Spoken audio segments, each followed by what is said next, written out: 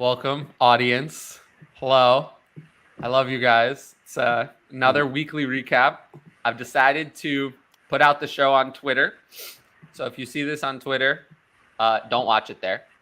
Go search Tyler, the Fantasy Creator, on YouTube because you can't comment in the chat on Twitter. So I won't be able to read your questions on there. But, if you'd like, it is on there. I do have 30,000 something Twitter followers and only like 1,000 YouTube subscribers. So figured I might as well use the reach.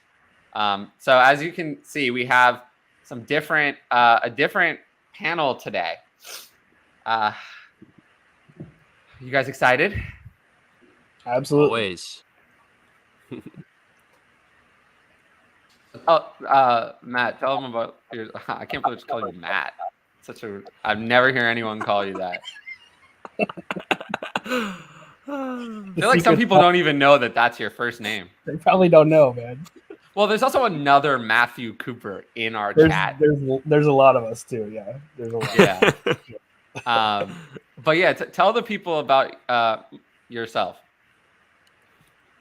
I mean, I'm on Twitter some of the time. I'm at @the_coop, just kind of hanging out. I don't usually do streams, so it's a little bit new for me. I was on one last year with Tyler, and it was awesome.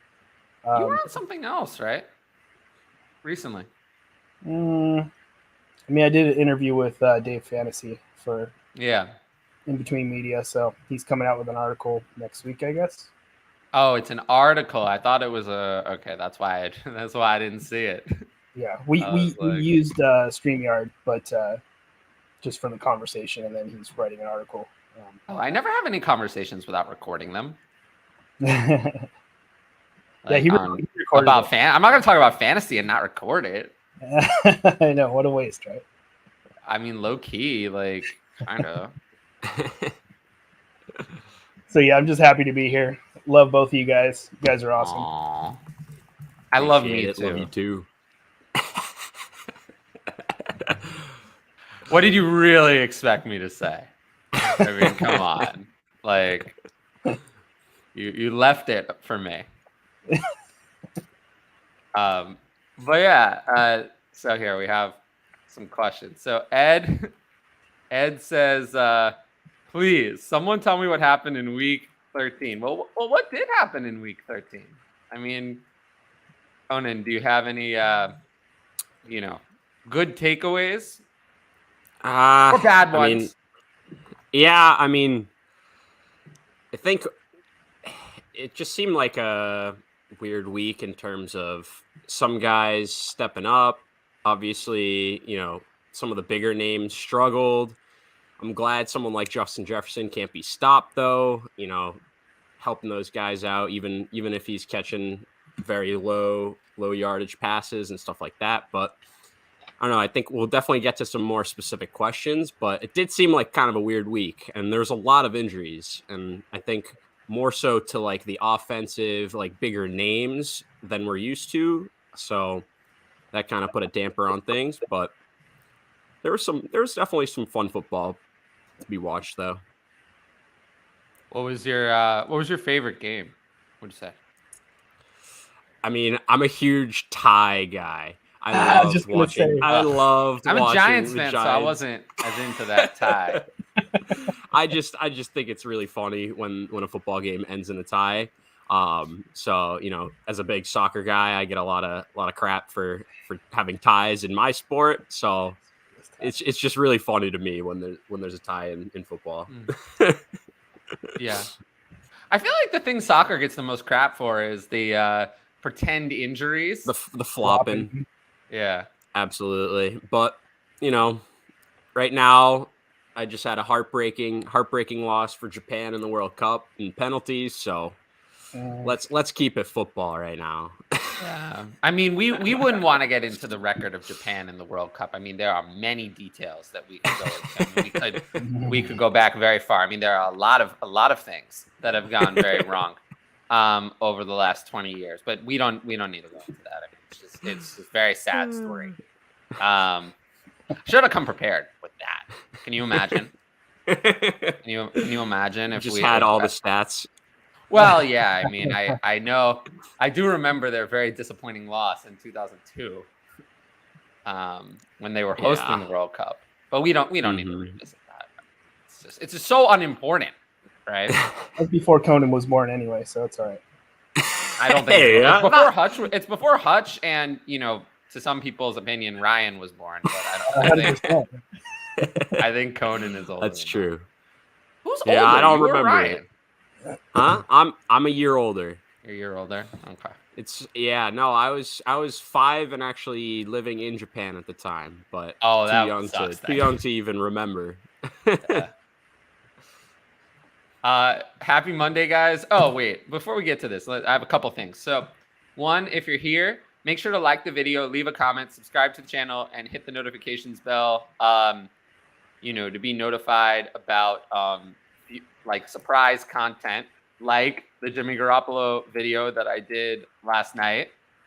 Yeah, it was nice. Not that many people tuned in live. It was in the middle of the game. It was 11 o'clock. I didn't expect it, but it is there. So I talked a little bit about kind of the 49ers future quarterback situation, dynasty stuff, Brock Purdy, Trey Lance, Jimmy Garoppolo, how it affects all the weapons.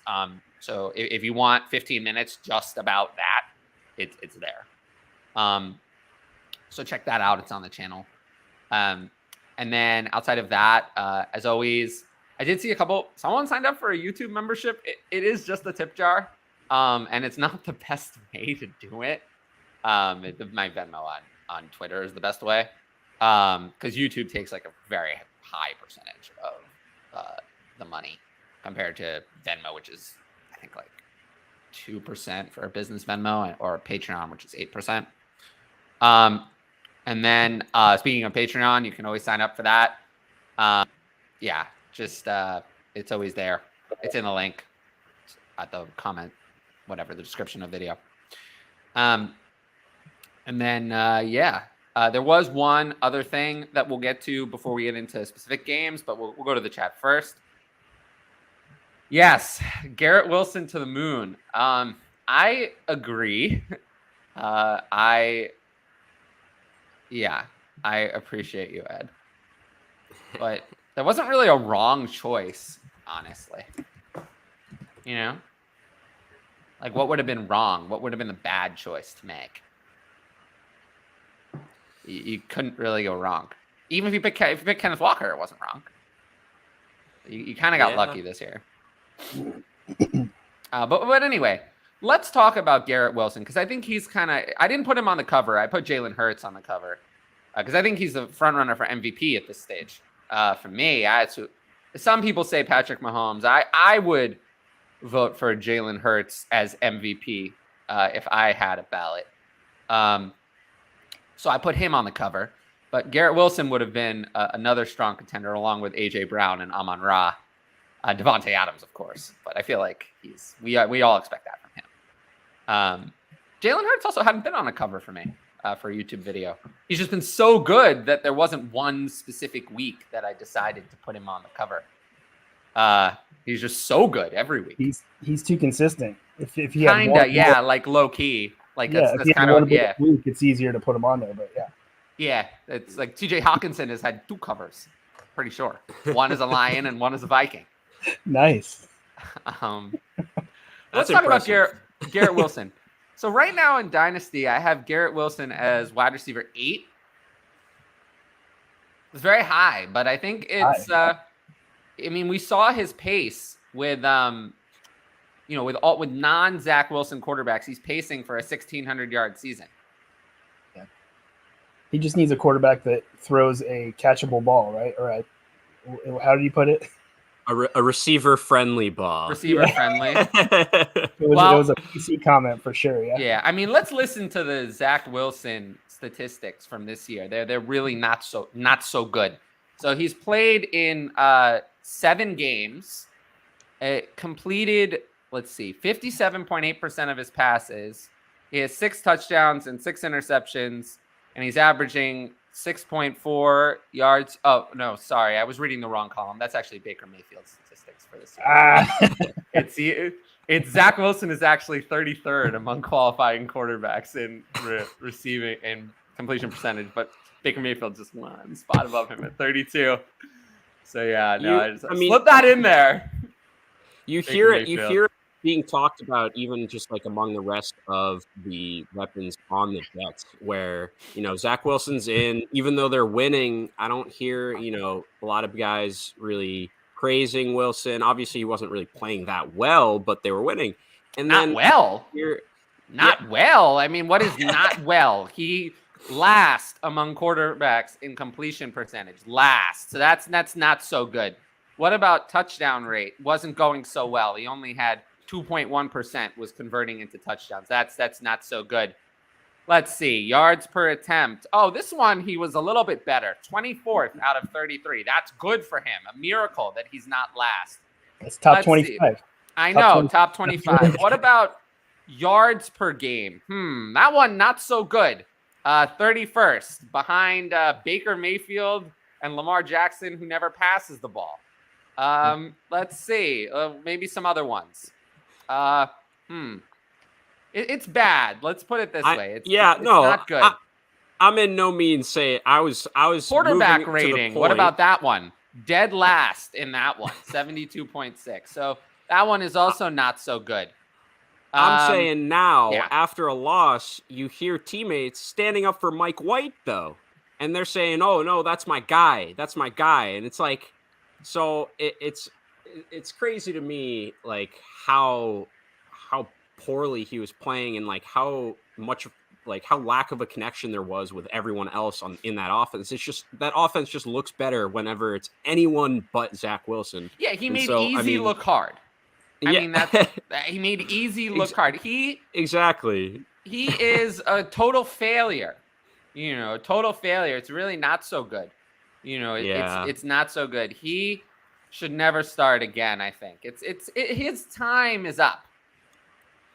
Yeah, and with Garrett Wilson, it's I didn't imagine he would be this great this year. I definitely swung and missed in the offseason this year where I loved Garrett Wilson, but I just thought Elijah Moore just showed us so much last year at the end where, at least for the first year, I thought they'd be a lot closer in terms of just production and pecking order. But I think Garrett Wilson has basically proven he's the alpha in that offense. And obviously Elijah had his, off-field, other kind of disputes and stuff like that. But he just looks great out there. And, just hope that he doesn't ever have the Zach Wilson experience again, basically. Oh, he won't. Don't worry. I agree, and I hope so, but I don't know. It's bad when you're winning games at a clip where the Jets haven't seen in a decade, and you still lose the team. You know what I mean? Like, yeah, how bad must it be? But usually, even if you're playing bad, people, they'll step up and be like, he's my guy. He's winning us games, but it's like, even with the winning, it was just like, they were quick to just be like, yeah, we should probably go a different way. Even if it's a guy like Mike White, it's like, and to be fair, he when he came in last year, he played really well. So, they had a little bit of a, we can do it with him kind of thought anyway, going into it. It was more of a shock last year. I think didn't he have like a 4 or 5 touchdown game his first weekend or whatever. But still, it's just like when you're that high of a pick and you've been winning, it's tough. It's tough for me. Yeah. But yeah, Wilson, Garrett Wilson, Zach Wilson. Thumbs up, thumbs down. It's tough to be a Wilson. Like you're either great or you're terrible. I mean, all the Wilsons around the league, great or terrible. There's no in between. Yeah. Russ is great, of course. Right? I mean, even Jeff Wilson was great, and then now and then he disappeared off the face of the planet this week. Yeah. So that's funny, but no, like the prospects for Garrett Wilson moving forward, and it's a great hit for you, Tyler. If that's what you were telling everyone, that's your wide receiver one, because I think. I definitely did, it didn't really ever move. I mean, I think it might have moved, when we got right into the season, and the Drake London hype was Exactly, yeah. getting a little excessive. There were I did tell people to draft Kenneth Walker over Garrett Wilson, which has looked good and bad at times. Yeah. Okay. Hopefully I he's think, okay. Like I said, I have Garrett Wilson at 8, wide receiver 8. It's tough. I mean, for me, like Jefferson and Chase are obviously 1 and 2. And I think just lately, like CeeDee Lamb has actually had a quietly very, very good season. Like, Yeah. it hasn't been discussed that much, but quietly he's really like stepped up.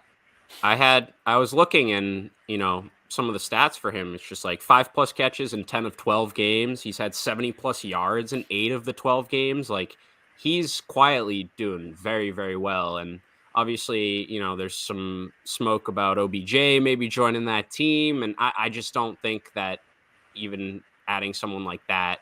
And like after, Gallup obviously poached a few touchdowns last night. And it's like they have other pieces that I think are fine and aren't a team. It's like it just seems like a team like the Giants, for example, just like need them way more. Like even the Bills, the Bills, where it's like just I Diggs. think the Cowboys need him though. Look, I mean, what happened in the last game? Yeah, they blew out the Colts, but if they're a legitimate Super Bowl contender, the passing game was no good. You're right. It wasn't good. It was not good. They actually were not able to pass the ball. They actually didn't look so good. I mean, Dak Prescott hasn't been that. I mean, he's been okay, but I feel like Michael Gallup has been a disappointment, all things considered, for what he's being paid. Oh yeah. If he were being paid $5 million a year as a wide receiver 2, no one would be saying, "Oh, he's bad." But given his contract, he's a disappointment. He's not worth the money he's being paid. CeeDee Lamb has been good. Dalton Schultz has been in and out of the lineup. When he's played, he's been good. But I do feel like they're a weapon. If you really want to be a Super Bowl contender, really go all the way, I feel like they're a weapon short. They're a weapon short. And in part of the receiving game, that's the one thing the offense is really kind of missing. They have running backs. I mean, Pollard and Zeke combination is up there with the best combinations of running backs in the league. A 2 running back combination. Lamb is good. Schultz is a solid tight end. Gallup is okay as a 2, but yeah, I mean, if you kind of had Gallup and OBJ as your 2 and 3, I think we're looking at instead of just that's fair. Instead of a excellent, great offense, we're looking at an excellent offense. So I think it's kind of a step forward that he could take, but we don't know where he's going to sign yet. Yeah, and I mean, with that defense and like you said, the run game, like I do think the defense is really good. Super Bowl aspirate, so. And Jerry wants to make a splash, right? He loves those splash signings. So I mean, that if nothing else, your owner is going to be front and center trying to make it happen, because really that's what it comes down to. If your owner's like, I'm out, then I mean, it doesn't matter even what the coach thinks in most cases, So. Yeah. So if Jerry wants it to happen, I mean, I bet he can make it happen. I mean, yeah. Jerry. I'd like to see him go back to the Giants personally, but Well, so would I, but like we can't. I'm a sometimes Daniel Jones honk, and of course that would probably help him quite a bit. So. And some of the reports of like what type of contract he signed are kind of like I was just very surprised. Like his agents, he deserves a lot of credit because it's not like he's that young. Obviously, he's coming off his torn ACL less than 10 months ago, and it's like, and he's reportedly having offers of 3-year $36 million. Like that's crazy to me. But all you need is 2 teams. Yeah, and he's got 3, other, right? Especially if they're same division. Like that would be funny. Yeah. Okay. So I appreciate this. That's brutal. I mean, these are both brutal. Jeff Wilson, look, I didn't have him very high in this week's rankings. I didn't want to play him. I had him. Where did I finish? Running back 23 going into the week, but he was infinitely worse than. I mean, what do you have? One carry? Just like I said. He had just one like carry. I mean, the team only had 8 carries. Oh or yeah, something yeah. As a I whole love is that. kind of crazy. You got so wait, which you got to ask one of your cats to give their ranking. I feel like we heard one. O'Malley, what do you got? What do you got? Who are we ranking? It's got to be a cat. It's got to be like Tyler Boyd or something, right? It's got to be a Bengal or a Panther. Or... Lion. Yeah, he said Amon-Ra St. Brown 14. He's looking at my rankings, I guess. Oh, you're a little, yeah. You're a little low and on when him. are you going to start publishing your rankings? You're talking about me? Come Yes. on, man. Everybody knows him. All you gotta do is you just gotta look right there, and then who is number 43? That's Troy Polamalu, man. Yeah, but how am I supposed to know that? Come on, think man. I have that memorized? You're killing me, man. He's the dude who had the hair, right? It's not as beautiful as mine, but it was. Of course not. But come on. Of course not. I do sometimes say that I think I have the best hair in the fantasy football industry. I think I would agree. Oh, that's really sweet of you. I'm the expert, right? Yeah. Well, Conan, you have nice hair, right? Yeah, I spend like 90% of my time wearing a hat, though. Oh no! then people don't get to see how beautiful your hair is. It's all right. Maybe it'll grow out very for the unfortunate. winter. We're gonna have to do something about that. I'm gonna have to send you a see-through hat so we can. So let's get back to Jeff Wilson. Why did he get one carry? Did he get hurt? Because I don't think so. I feel like I looked for this and I didn't find anything about him getting hurt. No. I didn't hear anything about him getting hurt. Nothing about that. Oh, little friend. It was weird. It looked like Mostert basically just slotted right back in as their lead back, and he got the majority of snaps. But like, in why? Every Why situation. did that happen? Coach's decision. Like what? Revenge game, but that applies to both of them. Yeah, it wasn't like the game was a blowout immediately either, where like there was definitely some time where it was closer, and so it wasn't something in terms of immediate negative game script or something like that. So it was weird. I don't know. I feel like McDaniel and like the Dolphins kind of just tried to like galaxy brain playing against his old team and it didn't work. It didn't happen. Like they ran the ball 8 times and they threw the ball like 30, like some whatever it was. Like, and it's just like, I get you want to pass, get it to Hill, get it to Waddle, but Waddle's hurt. Like you can't.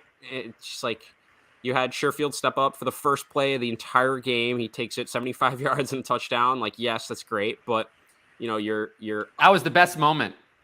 That was and Tyreek Hill had a good game. To be fair, Tyreek Hill. Yeah, he's. I mean, as I wrote in the notes, he's QB / matchup / team proof. Like, it doesn't matter what is happening, who he's playing against, with. Like, it's just he's a threat to just go off every single game, and it's awesome. And I love watching him play. Like, he's just bouncing around. He's so like sudden and springy. Like, but. Yeah, no. Yeah, there's no explanation for the Wilson thing really that I could really think of. No, I don't have. If anything, Mostert's coming back off the injury too. Like, it's not like it was weird. It was weird. Any concerns with Jalen Waddle long term? Because I would say, I mean, he's been good, inconsistent. I don't know. Depends on who you ask. I mean. Depends on who you ask and where they had him originally. Because some people would say he's been a disappointment, but he hasn't really if you look at the numbers. It's just of his 6 touchdowns, there've been 4 of them have come in 2 games. So it's felt, I think, a little inconsistent. And also, he's had a couple of monster games and then a couple of real duds, including this one. Yeah, if somebody just jumped in, they might think that you're talking about Tua because it's the same thing. It's like you could kind of make the case both ways. Like, are you scared about him? Is he gonna, you know what I mean? Because he's had those big games too. But to me, he's been real consistent, and and I've been kind of on the fence with him. I was never like a super supporter, but I was never like, I always thought he was in a bad situation with the whole, the coach being fired, and then everything came out, and then it was just like, I feel like they didn't really give him a fair shake. And now that he has some weapons, it's one of those things where if you were a supporter, you'd say, yeah, see, now that he has weapons, he's doing great. But then otherwise, you could be like, well, see, he needed weapons to be good. So it's also kind of both sides of the fence. Waddle's worst. But I'm not worried about Waddle. Waddle's worst game and his second worst game, other than this one, are in games where Tua missed the majority of it or the entire game. Yeah. So I mean, he missed most of this game too. I don't know what the I was hearing that they couldn't really find any. He had a leg injury. He had a leg injury, and then he came back, made a catch, and then limped right off. And so I was a little worried about that. He was out hopefully there. It's nothing serious. He only played half the snaps. It's interesting actually that Jalen Waddle doesn't play. I mean, he's only been 80% or higher snaps in 2 games all year. So he's not an every down player to the degree you would think. Kind of surprised. It's not how I would use, But this honestly, Tyreek Hill has not played 80% of the snaps he's only played 80% of snaps or more in 4 games. So it's kind of an odd situation. But anyway, I think the key thing for Dynasty is that you have groups now. You have groups for me. Jefferson and Chase, they're the, and we'll get back to Lamar Jackson in a second. Jefferson and Chase, they're the 1 and 2. Then you kind of have a group. I have CeeDee Lamb, AJ Brown, Amon-Ra, Jalen Waddle, as we just talked about, and Olave and Garrett Wilson are also kind of in that group. And then like DK Metcalf is kind of like borderline. And then I feel like DK Metcalf and T Higgins are in kind of a weird borderline area.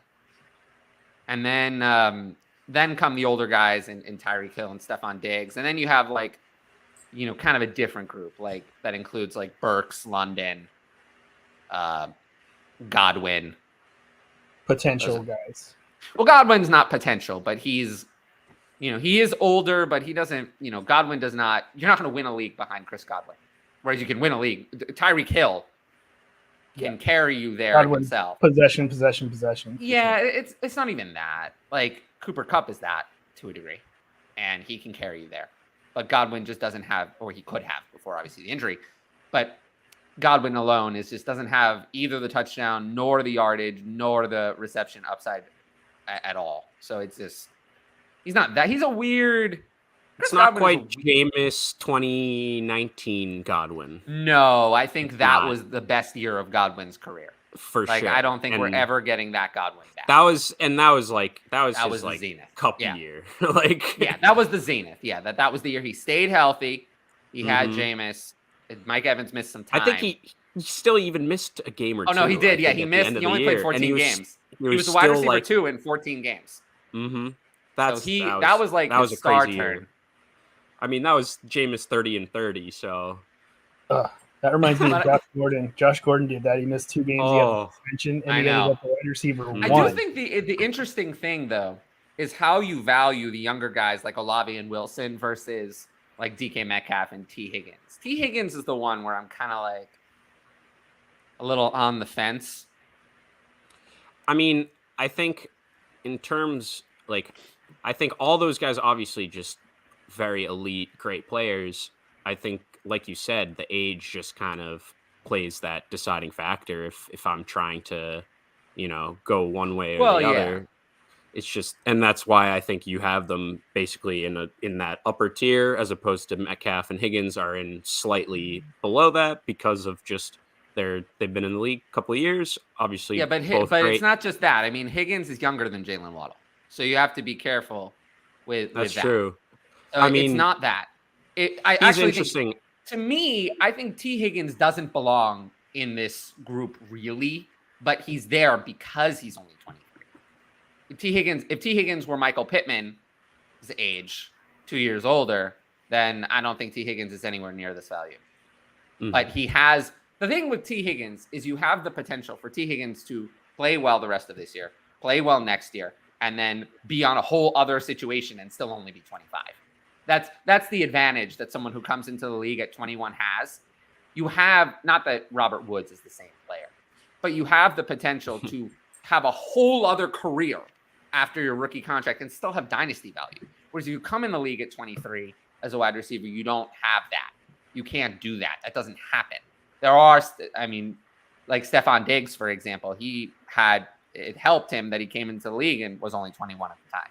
If he'd been 23, then I'm not sure he has the same real life trajectory.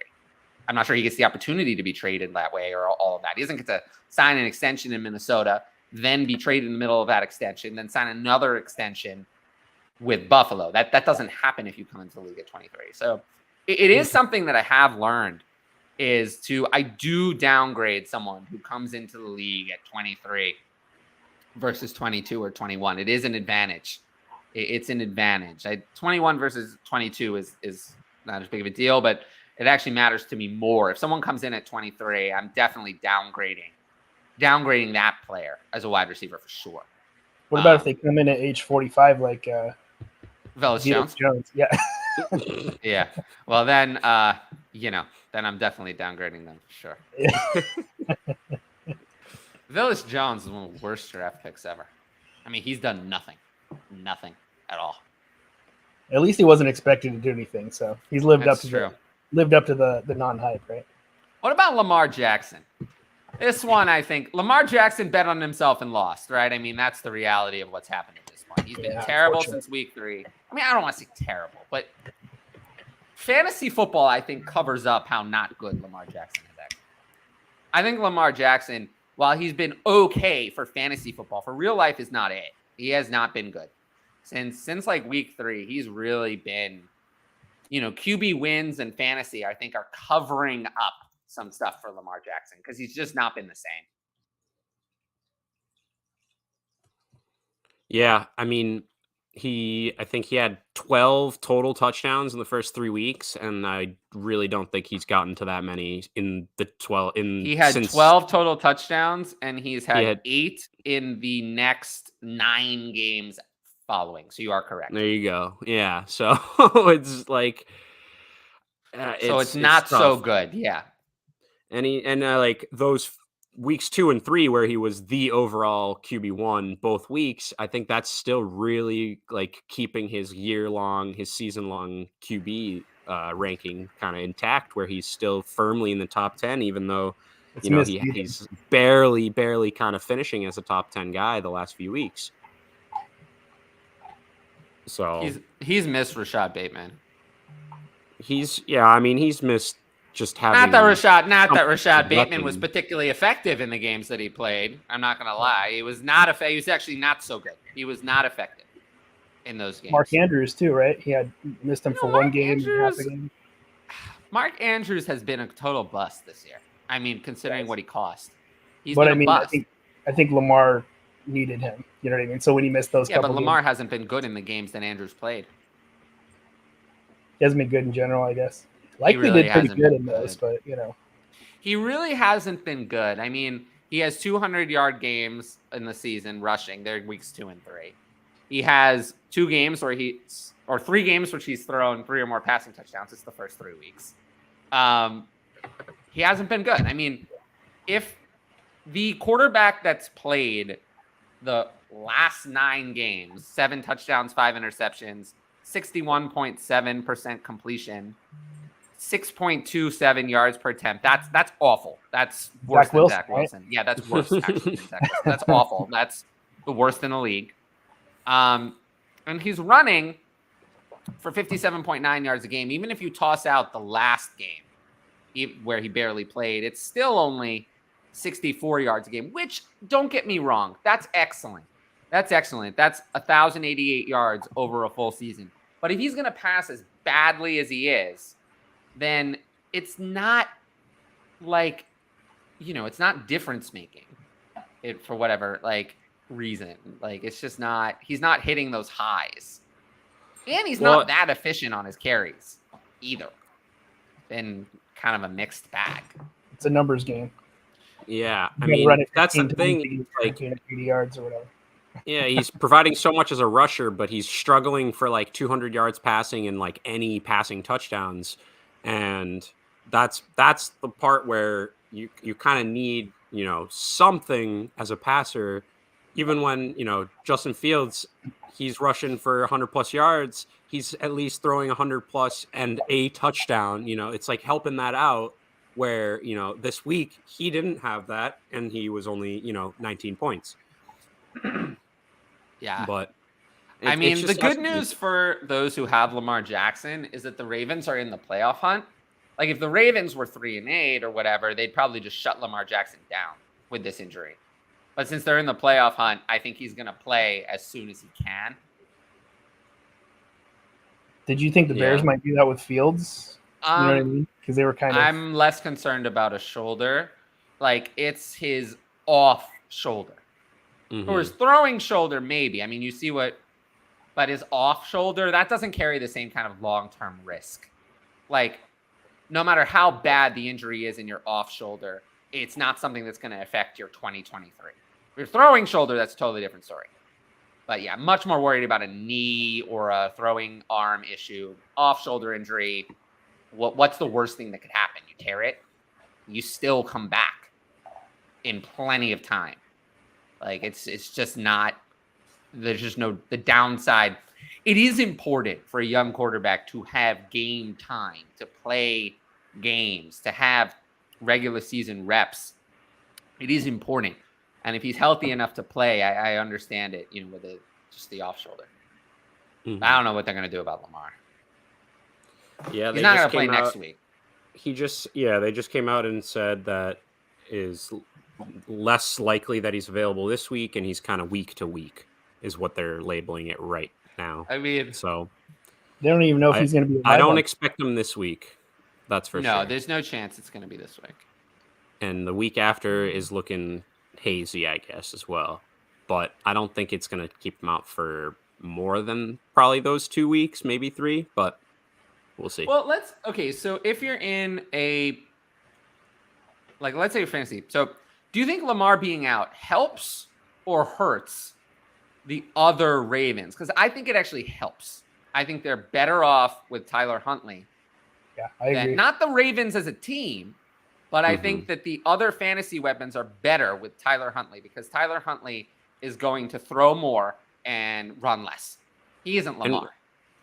And we kind of saw that last year when Lamar was injured Splits with Mark Andrews. and then we had Josh Johnson for a game, and then we had Tyler Huntley for a few games, and in the Mark Andrews numbers, at least, they definitely were slightly upgraded during that time. And so, I mean, in terms of if you're sitting there with Mark Andrews worried about it, I actually think, like you said, I think it's honestly a slight upgrade because Tyler Huntley, he looks pretty solid out there, and he looks, he was more than capable to beat the Broncos. Here, hear me out. He wasn't so good. I mean, it really. He was able to beat the Broncos. It was weird. He was very accurate, but wasn't able to push the ball downfield at all. I mean, he completed 27 of 32 passes. Mm-hmm. I bet they were calling it for only 187 yards in that game. I think they call it conservative, for sure. Well, I mean, conservative. I mean, in this last game, they love it. Russell Wilson. I mean, it was. I almost read you Russell Wilson's stats when we were doing the joke earlier because he's 31 in those metrics. He's just ahead of Baker and Zach Wilson. He's 31st. I had Russell Wilson very close to the bottom. I had him 27th in this week's quarterback rankings. That was probably too high. Yeah. I mean, he didn't throw any interceptions. He didn't throw any interceptions, so I think he's going to have like 8-something points. You have to throw the ball, you throw interceptions, though, right? Yeah, he did throw it 22 times. Not much happened. Yeah, a lot of cooking. Yeah, I mean, you know, he had as many completions as Latavius Murray had carries. So something went very wrong here. Cortland Sutton, 0. Again. Did he get hurt? He got hurt, right? He's always hurt. I mean, there's always a problem with him. There's always an excuse. You know, he's always hurt. I mean, now there was an illness, now a hamstring injury, now. But what about the games where he's healthy and he just disappears? There's always a problem. He's one of those players. It's always a new problem. Yeah. And I don't want to hear about a new problem. That doesn't sound good. So I don't know about him. He's someone that I just think is, you know, some people said that Cortland Sutton was the next Cooper Kupp. And I was like, it's like the dumbest thing I've ever heard was that. I never understood it. Never got it. I don't think so. I mean, Cortland Sutton is Mike Evans if Mike Evans were bad. Like actually, that's what Cortland Sutton is. It's the same skill set, except he's bad. He's bad. That's you know, he has the size, has the jump ball ability, but he's bad. He's a bad receiver. But he has some athleticism and can do the jump ball thing. Problem is that that's not working, and he is just so not it. I mean, you cannot have a competent NFL offense with Cortland Sutton as your one. He just is not capable of that. Not that Jerry Jeudy is, because he's also been terrible. I mean, everyone's been terrible. The whole team is terrible. Defense is good, though. The Broncos' defense is very good. It's like, why would they get rid of Chubb, you know? I mean, I guess it was a contract thing, but still. I mean, who knows at this point? That first-round pick they traded away. I mean, next, you know what the best part is? 2 games remaining against the Chiefs. 2 more games against the Chiefs left. 2 games against the Chiefs. I don't think they're going to win either of those. I think they're going to be embarrassed in front of their home crowd next week against the Chiefs. It's really going to be bad. It is.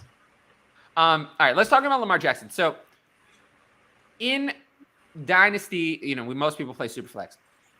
Tyler Huntley should have been rostered already. Should have been. If he's not, would you spend all of your remaining fab to get him? Because at this point, I probably would. What else is there? Yeah, we're running out of time. The season is almost over. This is it. I mean, next week is it. This is it, right? Week 14, last week of regular season. This is it. What are you waiting for? Might as well. Right? You have to if you're the Lamar owner, and you just have to hope you don't get outbid. Yeah, but if you have Lamar and you didn't have Tyler Huntley, it's one thing if someone else had him and had him originally or whatever, but if he was on waivers and you didn't pick him up in a Dynasty Superflex, this is your fault. I mean, you put yourself in this situation. I have him in my only Dynasty with Lamar. I have Huntley as well. So yeah, I'm glad to hear you say that. I feel smart. Yeah. Well. Now, what about comparatively? Would you prefer to pick up Tyler Huntley or Brock Purdy between the two? I think Huntley, because I've seen more. I mean, when he came in last year, was it last year? Looked really good. He's looked good. Wasn't it? Was it last year? Was it that recent? I think it was last year for at least like 2 games. Yeah, it was last year. Lamar missed 5 games last year. Yeah. And aside from the running, they didn't seem to really change the offense too much, which I like. I don't think the Niners have really changed their offense too much either, but with all the uncertainty of maybe Baker going there, which I don't think Baker's is as good, but it just throws another cog into the, you know, who are they going to play? And the quarterbacks for the Niners are going to turn into the running backs for the Niners, where you never know who's going to be the guy. You know what I mean? So yeah, well, I really hope that doesn't happen. I don't think it will. I don't think it will. I mean, getting back, I agree where Huntley, I think, has more upside in terms of someone, if you really need to, like, you need that super flex spot potentially or something like that. But I won't be surprised if Brock Purdy is just like consistently putting up, 15 to 17 points each week, just like because it's that offense, and he's just going to be feeding McCaffrey mostly. That's going to be his safety valve, and then we'll see if he kind of locks onto someone else. But it's Debo, it's Ayuk, it's Kittle, it's guys you can get the ball into their hands quickly, and they can do a lot for you. Where it doesn't have to be Brock Purdy being the most amazing quarterback to be a good fantasy player, and we've seen it through Jimmy G, and we've seen it through even some of the other backups that have come in, like Mullins and Beathard and stuff like that in years past. It's like they can give you, double digit 12, 15, 17 points just because they throw it to Debo. He goes to work, Ayuk breaks one. And then, that obviously now they've upgraded at running back. And I think, aside from McCaffrey, I think a lot of those options are just going to be very, boom bust, and no one's really safe. But I talked about that yesterday. Yeah, I'm sure. It's just like Brock Purdy is not going to help. And he seems to show a stronger preference for Christian McCaffrey than Jimmy Garoppolo did. So I think it's going to be brutal. I do think Debo Samuel has been a dynasty sell for me for so long. And now it's becoming very, very dangerous. I don't know what to do with him. It's just kind of like, I'm also terrified. I mean, Jimmy Garoppolo can't support him and all these weapons. What's going to happen with Trey Lance, who's going to be even worse? It's going to be so cold. You're never going to know when to play him, and that's not what you want with a wide receiver one on your team. Yeah, I mean, I'd still rather have Debo Samuel, I guess, in Dynasty over Brandon Ayuk, but it's tough. Yeah. Brandon Ayuk may be able to escape. Right. And he's been the one as of late that's been, producing. Debo was better this week. Fantasy. Yeah. I just think it's time to see Debo in a different light. Like, Debo is not a premium asset anymore. No. He's not. He's, we're talking about someone who is maybe he's in the mid. He's like a low end dynasty wide receiver 2.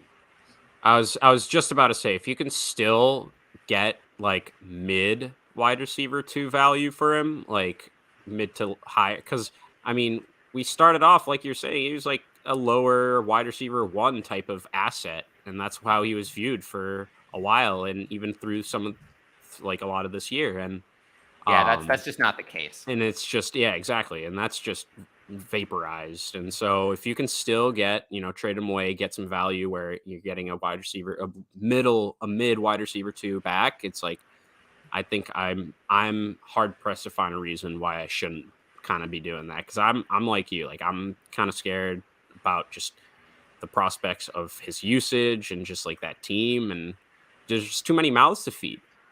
It's like, it's very true. When they're all healthy, you can't really trust any of them. We have the rule of thirds in Philadelphia with Goddard and AJ Brown and Devontae Smith. And if you notice this week with Goddard out, all of a sudden, So, but it's just like, but here we literally have 4 or 5 guys that basically are demanding targets in this offense, and it's like, how they can't all produce. And so they shouldn't all be ranked. McCaffrey, though, I've gained a little bit of confidence in him. At this point, I think he's safe. I think he's very safe. Yeah, no, I actually would rather have Christian McCaffrey in Dynasty at this point than Saquon Barkley. Saquon Barkley has looked bad. The last 3 weeks have been. Not that the fantasy points have necessarily been bad, but this last 3 weeks is looked bad. He's looked bad. It's looked like the old, not the 2018, but the 2019 to 2021 Barkley. He's looked bad, whereas Christian McCaffrey still has it. 100% still has it. Like, he's still very good. He's still elite. So even though Christian McCaffrey is 6 to 7 months older, I've gone back to Christian McCaffrey. Yeah, because he just has that elite PPR upside that Saquon Barkley will never ever have. He's just not every quarterback's best friend. Every quarterback's best friend. Yeah. So, and especially, with Literally, I think wasn't Brock Purdy Mr. Irrelevant, like the last pick of the entire draft? Yes. Like, yeah, Yeah. so like he's coming in. Yeah, Like, absolutely. what do you think he's gonna do? He's gonna give Christian McCaffrey all the work he can handle, I think. And So like, like the other thing is Christian McCaffrey right now is the RB1 this week. The RB1, and he had 66 rushing yards and no rushing touchdowns. But he's the RB1 because he had Same 8 old for 80 CMC. and 1. That's what he would always do. In Yeah, Carolina. exactly. So that's why to me he's the I still have him below the younger guys just because in Dynasty I'm just not going to spend an early pick on what I know is a dying asset. Like I can't do it. So I currently have him at Dynasty. I have him at 5. I have the Taylor, Paul, Walker, and Etienne, the younger group, that group above him. But I have him at 5. Yeah. I think that's completely Barkley fair. at Yeah, 6. That's actually kind of high. Like knowing what I know about you, Tyler. I feel like it's not high though, because I think in overall rankings I have him lower than where I have someone ranked among and where I have someone ranked overall. Like I have Jonathan Taylor as my RB1, but even in 1 QB I have 6 wide receivers ahead of him. So I would say that even though some people don't have Taylor as their RB1, I would say I'm low on Taylor, even if I have him higher among running backs. so super flex, he's probably like 20, 22, something like that. 20 exactly, yeah. I have him 28, but Yes, I do know. I also think I would rather pick Josh Jacobs a round and a half later over Christian McCaffrey a round and a half earlier. It's Like if I could have, let's say my options were what about this? If I could have T. Higgins and Josh Jacobs, or like Christian McCaffrey and like I don't know, Michael Pittman, something like that. I'd rather have T. Higgins and Josh Jacobs. I really don't want Michael Pittman. The 49ers are not putting in a claim for Baker. I hear this all the time, but Baker would actually would not improve their offense. He would not improve it. He is very bad. He should never. I don't think anyone's going to claim Baker. I really don't. Who would claim him? I wouldn't be surprised. Yeah. Who would? I mean, so it goes in order of record. To be honest, I don't think that the teams that claim him would be bad. I mean, the teams I think actually are the most likely to claim him are to be a backup. No, it's for an audition. Houston. And then next. That's interesting. Yeah. Houston. I mean, Carolina's one of the teams that needed him the most. Houston. I could so the Rams. The Rams could claim him because he's end of the year fill in. Well, it's more like have him do the mop up duty, and if he's good, then if you like him, you can sign him as your backup to Stafford next year over Wolford and Perkins. This is nobody. You don't have to worry about him winning too many games to. He's certainly not going to win anything. I think you won't have, but yeah, I mean, there aren't that many. I think those are the most likely. Indianapolis, I guess, just because that's something they would do. Yeah, they've had bad luck. He's just going to be their starter next year, I think. His contract is so cheap, though. His contract is so cheap. I don't think anyone should claim him. I don't think he deserves really much. I don't think he should really even. Borderline, I think he should be out of the league. But I don't know. I mean, it depends. Like Cleveland's already paying him, right? So. Yeah, anyone can claim him. I mean, anyone could claim him. The Jets could claim him. I don't know why. I mean, it could. Like, it's a possibility. I mean, there are teams that need backups, good teams that need backups. They're about like Jacksonville. Why bother? Yeah. Honestly, like of all these names, I think Houston honestly makes the most sense to me just to like give him an audition, like you said. I like that word. Yeah. Like it's what that's if the Browns all it is. claim him? Yeah, they're already paying him, so why not? God damn. I do think a team that's kind of interesting could be the Buccaneers could claim him because their backup is Blaine Gabbert, and they're probably going to the playoffs. So just in case, it's cheap insurance policy. The Raiders. I feel like the Raiders are so low. Like, I don't think the Raiders are a playoff team. I mean, Kansas City doesn't have much of a backup. What about the Bears so that they wouldn't have to start Nathan Peterman if Yeah, but who Fields went cares? down? Yeah, who cares? I mean, we'll see. He probably gets claimed somewhere. I feel like some team will take a shot. I think he might clear waivers and then he'll get claimed. Or sign somewhere. Yeah. I haven't really heard anything. I haven't heard anything about any specific team having interest in Baker. Yeah. Like nothing. No. I mean, if it wasn't for how well Cooper Rush played, I could have seen the Cowboys. I think Cooper Rush is better than Baker Mayfield. Oh, way better. But I mean, like, if he would have come in for Dak and played terribly, then maybe it would have led them to want to, But there's no way because Rush is like the perfect backup quarterback. He's like the Nick Foles of Dallas. We'll see what happens. I don't know. I mean, Houston could always they have plenty of cap space. Nothing better to do. And if they claim him, they're first in line. It's something to do. It's something to do. Where's Hutch so he can say he tried to warn us about Watson struggling out the gate? Well, the most common question I had was Watson or Lamar Jackson. I gave people Watson, and it was the right answer. Weirdly enough. Yeah. Oh my goodness. No, my most common question this week among quarterbacks was some version of Lawrence, Watson, and Lamar, and I had it in the right order. Lawrence first, then Watson, Lamar. Those are them. That's the most common question I got. One I think I saw and was struggling honestly with was Fields and Burrow. I had Burrow higher. That's what I had in my home league. I asked Tyler and he told me Burrow. So how about that? Yeah, no, I struggled. I went back. Did it matter? Like, did it make the difference between winning and losing? No. Oh, I'm on my 50. I'm about to hit my. I'm about to hit probably 200.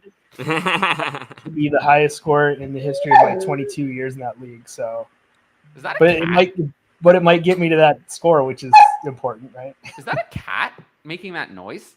That's my dog. I was gonna say that doesn't sound like a cat. Wait, so you have 4. Wait, so how many pets do you have? See, I grew up with no pets, so it's kind of new for me. 4 cats and 1 dog. So yeah. And how do they all get along? The cats usually just kind of do their own thing. Marty McFly and Rufus, the dog, get along. So time travelers, they get along together. So yeah. Rufus. Awesome. He's eating the tree now, so sorry. He's eating the tree? Yeah, the fake tree. Okay. That's interesting. I asked you this on Twitter. Lamar or Dak plus 201. You lean Lamar. My team is in My team is in first place with Trevor and Deshaun Watson as my only other quarterbacks. Do you lean Dak if the injury is multi-week? Yes, and I'd still rather have Lamar straight up, but I don't know, man. So that's another thing. How would you rank Dynasty quarterbacks at this point? I feel like Josh Allen, Patrick Mahomes, Justin Herbert, and Jalen Hurts are the first 4. And then after that, it gets a little complicated. I think Lawrence is creeping. He's creeping, but he's still probably, 8 or 9? I have Lawrence. Yeah, I still have Lawrence all the way down to 11. Burrow and Fields somewhere right next in line. I have Burrow at 5. Yeah. That makes sense. I agree. I still have Lamar at 6. I don't know about that one. But who would be 6? Fields maybe? Right, yeah. I mean, there's still Tua and Kyler. Watson. Kyler's interesting. He's had obviously like a down year, but I mean, I think it's just like the team has been so bad too. We're kind of just forgetting about him, but he definitely has the upside to be really good if it all comes together one year. I think And he's a buy low because he's got the weapons, and of course he's got Rondale Moore, so he's going to be. To me, Burrow seems kind of settled in as the as the 5. The next And then- tier. Yeah. It's still the same tier, but it's pretty easy to pick Burrow as the 5 and then I don't know. I mean, Lamar, it's frustrating. Really hasn't delivered. I mean, Deshaun Watson is Justin Fields. I don't know. I mean, if it were just based on who I thought could score the most fantasy points, Justin Fields would probably be 6. But he might be the worst real life quarterback of that group. I have Dak at the bottom of that group at this point. He's starting to get to the age, not where I, start to worry, but more like he's not young anymore. I mean, it's a little different scenario. He's plateaued, maybe. Yeah, he's plateaued. I think the idea that we're going to see Dak Prescott have a miraculous improvement is, I think the Dak that we had before his catastrophic injury was the best Dak, and I think now it is what it is. It's a different Dak. So I'd rather take my chances on the upside of Fields or even Lawrence, who I think is safe enough and is younger. Gives you much more upside. Like, you could see there's a universe in which Trevor Lawrence is a top 5 Superflex Dynasty asset. Whereas I think there's no universe in which Dak ever gets back there. I just think we're past that point. He's been too blah for too long and is already 29. He'll be 30 by the time 2030 kicks off. I just don't think we're getting back to Dak that high, if that makes sense. But I don't know. It's tough. Fields is... I like Justin Fields a lot. I mean, I think he has a case for that 6th spot for sure with some of those other names and with what he's shown us this year in the last stretch, 6-7 game stretch. And I think they all really have a case. I mean, everyone from... if you wanted to put Trevor Lawrence at 6, I wouldn't kill you for it. But to me, Joe Burrow is pretty clear at 5. And I don't know. I'd probably have Joe Burrow, slightly above the rest, because I'd probably rather have him in Superflex Dynasty over Jamar Chase, but not over Justin Jefferson. I think he's the best quarterback of that next group, Yeah, but by he far. also has the best weapons. So it does help when you're the best quarterback and have the best weapons. Yeah, I think that helps. That helps a lot of tie breaks. Yeah, pretty cool.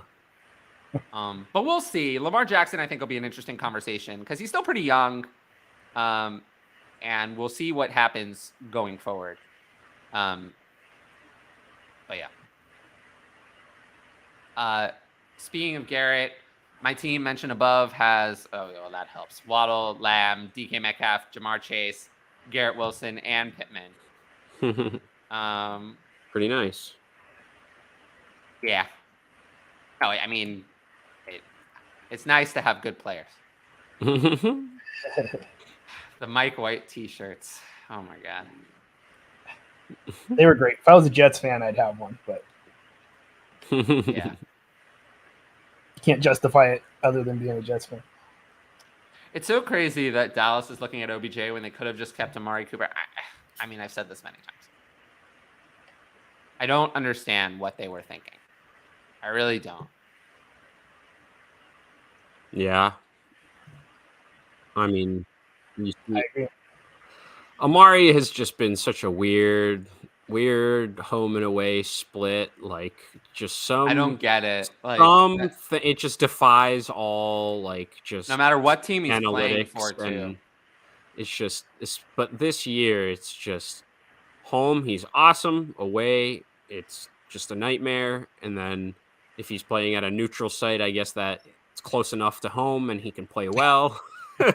Yeah, what's the limit on miles? It was real close. So, I mean, it's just crazy though, because you're right. Like he's been, obviously still been very, very good, even with this ridiculous split.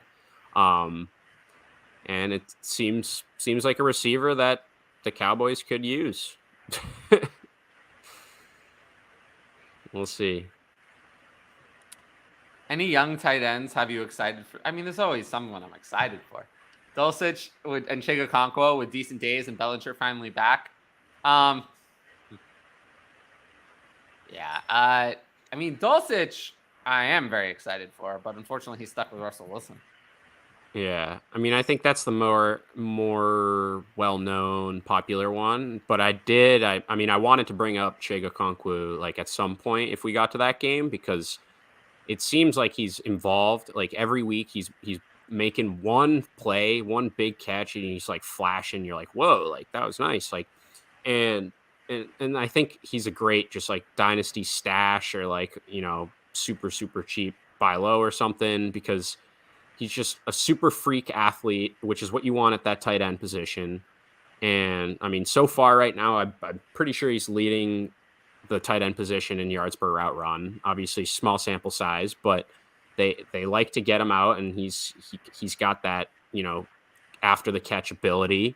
So definitely a name just to kind of keep an eye on. Obviously, that team is very run oriented and does not have a lot to go around to but we just saw Treylon Burks go down, so we'll see. He's definitely been creeping up and taking snaps away from guys like Austin Hooper and Jeff Swaim, like guys that he's definitely by and far better than and more athletic than, and just so.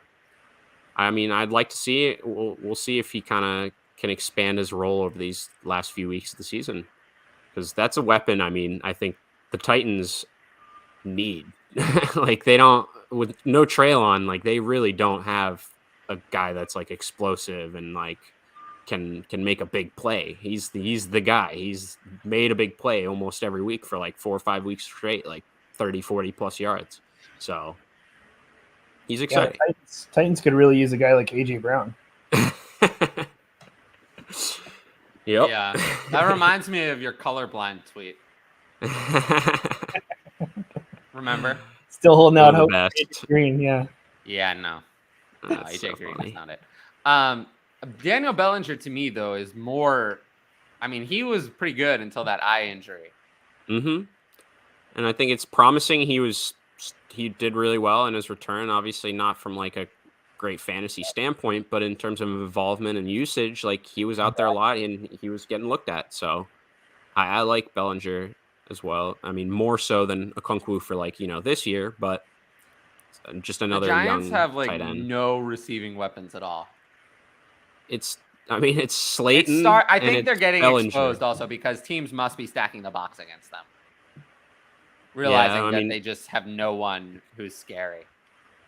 And that'll definitely do some damage to Saquon's efficiency and output. So. I mean, but is that going to change? It's not going to change if you keep running out Slayton and like Marcus Johnson and like David Sills and whoever else they're running. Like it's just like if those are the guys that you put out, then teams will absolutely just go all in and just try to stop Saquon. Like Saquon also has been a lot less involved in the receiving game than I think I thought. Mm-hmm. Yeah, he hasn't had 50 receiving yards in any game. When he's by far your best player, you'd think you'd want to get him the ball as much as possible. Yeah, but with the Giants, they could use Odell Beckham, just like the Cowboys could use Amari Cooper, just like the Titans could use AJ Brown. It's just you never know how good you have it until it's gone, right? He has 242 carries, but only 40 receptions. So interesting usage choice. Yeah. Get all the OBJ Jerry wants. Still not stopping the Eagles. Ryan's not here for the chant today. Yeah, unfortunately, no. Rojo looked good. What? He did? I don't think Rojo played this week. Yeah. Yeah, that'd be news. This is that'd be news to me. Had a league with Lamar and Jimmy starting. It's always the league. Yeah. I mean, I have yeah. That's tough. Sucks. Had Jimmy and Scott Fishbowl. We'll see if I survive it. I had Jimmy. I didn't play him. I had to play him. I don't have anybody else. Well, no, I finally got. It's crazy. Boynton Winston on that team. Yeah, I'm doing well. I'm gonna make it to the next round. I think I am too. I'm like 50 points up right now, and But without Cooper Kupp, I'm not going anywhere. Eventually, when they neither. start cutting more teams, I'm gonna. Same. We both had Cup, so yeah, bad. But considering that I had Cup, I drafted Dak, who got hurt for a while. I also wasted a pick on Deshaun Watson. I mean, it's kind of thing where when you draft Justin Fields in the 7th, Amon-Ra in the 8th, Jamal Williams in the 13th, and Jimmy Garoppolo in the 16th, you do pretty well. That's awesome. No matter the rest of your draft. I had Kelsey and Diggs. What's up? How we doing, guys? We are doing. Sounds good. I'm a little. I feel like I'm a little sluggish today, but I feel like I say that every single show. Let's see if we can have that. No, we don't need that. Let's see if we can have this without it messing with the chat. I'm curious. Oh, that's kind of nice. What if I did this? Oh, it's the same thing. Okay. I don't know what this means. I don't know. I got too complacent and overlooked a tanker and then proceeded to lose because I didn't play AJ Dillon over Jeff Wilson. I would have done that this week, actually, yeah. Jeff Wilson was my bench of the week this week, personally at running back.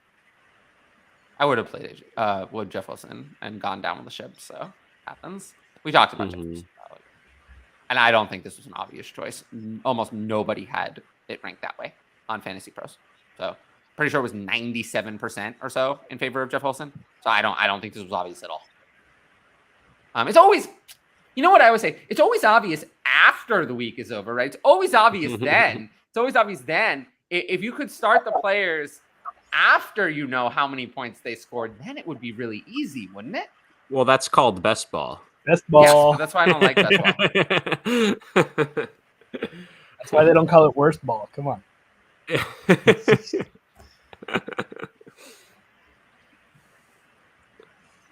Oh, man. Yeah, other young tight ends. Oh, hey, Bonnie. So, Hutch, tell us, so you just got here. Tell us something about this week. What do you mean about this week? Just anything at all? No, about the week of football, like a takeaway or something. Oh, a big takeaway from the week of football. Yeah, takeaway from the week of football, something like that. Whatever you want. It's tough. I'm trying to think what happened this week. What went down this week? Man, I'm sorry. Off the top of my head, I'm blanking a little bit here. I'm sorry. Let me Well, see. get used to this. On Ask the 11, I'm gonna put you on the spot more. All right. I'll have to get ready for that then. I mean, one of the bigger. You might have to host that show by yourself. Well, without me someday. You never know. Might, yeah. You have to be prepared. You must be prepared for life host Tyler. Yeah, I definitely have to. One of the biggest takeaways I had from today is, Deshaun Watson is not ready for football yet. He's not good yet. I was waiting for it. Come on. It took you 3 minutes to come up with that. I literally asked you the question. So not 3 minutes. Not 3 minutes. It took me a little bit. I'm sorry. I literally just walked in the door from school. My computer had crazy problems with getting on here. I'm sorry. But yeah, Deshaun Watson. I talked about it. I've talked about it plenty on this show, on Ask DLF, on my podcast, on Twitter. I am a doubter of Deshaun Watson for honestly, pretty much the rest of his career, but especially this year. And Tyler, on the other hand, was ranking him as a top 8 quarterback on the week. Is that correct, Tyler? Nope. I had him at 10. 10? Okay. I still had him ahead of Lamar, which was right, for the record. Yeah, you did have him against Lamar. That was correct. But, Deshaun Watson, 27 Cleveland Browns points, and Deshaun Watson did not score one of them. That was very great. He was bad. It is always weird when all of the scores are on defense and special teams. That does make it difficult for any. The Browns may fantasy have won weapons. that game, but Deshaun Watson did not win against the Texans. No, Deshaun Watson played poorly. Texans beat I him. will say that he would have had more opportunities if there had not been all these defensive scores, which are unusual. It's fair. Because like Nick Chubb and Kareem Hunt both played well, but since there were all these scores on the defense and special teams, neither of them did well for fantasy either. So it's like they played well and still didn't deliver. And that's something you could more say is like, that's really unfortunate because they played an excellent performance, but it just didn't, because all the scores were taken away, vultured by the defense and special teams. It just didn't come together for them. I do think that it will be, I mean, what is next week? Next week is at the Bengals. They're certainly not going to be ahead in that one. So yeah, I think there will be more. I don't know where I'm going to rank Deshaun Watson next week. He did look bad. I would not rank him as a quarterback 1. I would not be starting him as a quarterback 1. Yeah, I mean, it depends on what the alternatives are going to be, though. Yeah, obviously. But, I mean, I think it's a little bit different. I can't imagine next week. Yeah, I mean, it's going to be a little bit of a different conversation. Who's on bye next week? Like what team? I don't think any great quarterbacks other than like Fields. I know Giants. No. Giants aren't on bye. The Atlanta, Chicago, so that takes Fields out. That takes Fields. Green Bay, Washington, Rodgers is in the Rodgers, Indianapolis, gross. New Orleans, gross. Washington, Taylor Heineke's been up and down. I mean, there's just no one that's on bye that I don't think there's many players that are on bye that you're going to be starting over Deshaun Watson anyway. It's the kind of thing I think we're going to have a different discussion. Like this week, I think people were mostly asking me Watson or Lawrence, Watson or Dak, Watson or Lamar in that case. Yes. Every question that came in like that, I was not answering Watson. Yeah. It's funny. I actually got every single one of those right. I had it all in the right order. But yeah. Geno Smith is someone I think we'll see. I mean, I think you're going to be considering him versus like, I mean, what are some of the interesting matchups? I mean, we can take a look. I mean, next week, Watson, it's against Cincinnati. Maybe someone comparable would be, let's see here. Trevor Lawrence against Titans. Like Tom Brady against San Francisco. Tom Brady against San Francisco. Like I'm probably going to end up having Watson higher. I mean, we saw, San Francisco just kind of shut the whole Dolphins down. I mean, I'm ready to watch Tom Brady suck tonight. The Saints always have his number. I feel like Tom Brady's going to come out with but I think he'll suck and still attitude. Win. I had Tom Brady very low this week. I don't think we're going to win. 16. I genuinely do not believe the Bucs are going to win this game. I do, because New Orleans just can't move the ball. They can't move the ball at all. They can't at all. It doesn't matter. 10 points Denver beat the Ravens, and they couldn't move the ball still. They won like 9-3. They won like they win. New Orleans has almost been. No, the Ravens. They ended up losing. Sorry, they ended up losing. Yeah, the Ravens won that. Ravens got it in. New Ravens Orleans got it in at the very last second. did a great job against San Francisco last time they played, and they still lost. Yeah, because they put up 0. It's hard to win. I always say it's difficult to win a game with 0. 0. You don't win a lot of games scoring. That's failure. Well, New Orleans is actually big failure. The whole organization is failure. We've looked at Dennis Allen's record. We've looked at how incompetent he is. He could win worst coach for his handling of the quarterback situation. He's been very bad. And he's someone I think never should have had another chance to do anything in the NFL, let alone the track record he's had. So he's a lot of failure. And then there are other things, but I really, the Saints are hard to watch. Yeah, they're a mess. They're hard to watch that team. Yeah, I don't want to watch the game tonight. Like, I don't want to watch that game. Yeah, I think that's going to be a disaster. But to give you some examples, I'd rather have Kirk Cousins against Detroit, obviously, over Deshaun Watson. Oh, easily. Yes, that's not even close. But I do think Tom Brady is kind of someone comparable. Yeah, that's potentially Derek Carr on Thursday night at the Rams.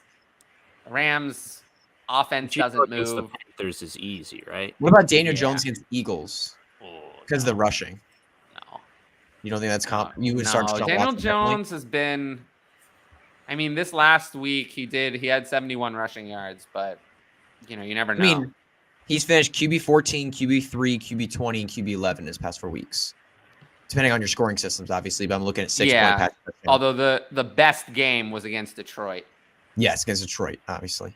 And because Detroit's against Dallas and Washington, it wasn't as good, especially Dallas. Yeah, so against Philly, it shouldn't be as good. At Philly is kind of terrifying. I'm trying to think of other quarterback names. I was going to say Russell Wilson, but I was like, because Russell Wilson will have to throw the ball against Kansas City. I had Russell Wilson at 27 this week, and it was too high. Yeah, it was too high, yeah. I mean, Russell Wilson's a no. When I put out my first quarterback rankings for the week, I had him dead last. Yeah, there's no other quarterbacks besides those couple of names that are like comparable. Also here, I wrote some interesting. It's the time of the year where I start to get fun. So on my Patreon start sit sheet, I wrote some interesting stuff. For the reason why Darrell Henderson was missing this week's game, I wrote illness / not necessary. Yeah. And then it gets better. For Kenny Golladay, his reason was illness / laziness. Laziness. Oh man. So what do we think? I want to ask something real quick. Do we believe at all in Cam Akers anymore? No. After this performance, because I still don't. Because he was inefficient, didn't look good. He just got the touches, and he scored twice. No, I don't at all. I'm so sad. I'm so About sad for Akers because he last year, as my first year as an analyst, he was my guy. I was all hyping him up, and then he tore his Achilles, and I really want to support him, but it's so hard. He makes it so difficult to do so. And I'm just sad. I'm just saddened because his career is just really not ending up the way it could have been. Yeah, I do think that they seem like a team that's going to add a significant running back. But they don't really have a way to do it. They don't have any money. No, they don't. They have nothing. They have no money, and they have no draft picks. They got no food. They got no jobs. Yeah, nothing. They do have a. They'll spend the 35th overall pick that they have on a running back. Their first draft pick will be a running back. Watch that. That'll be very interesting. But I'm kind of tired of. I always say so during the season. Once, or not even during the season, once you get past the NFL draft, I want to take flyers on running backs.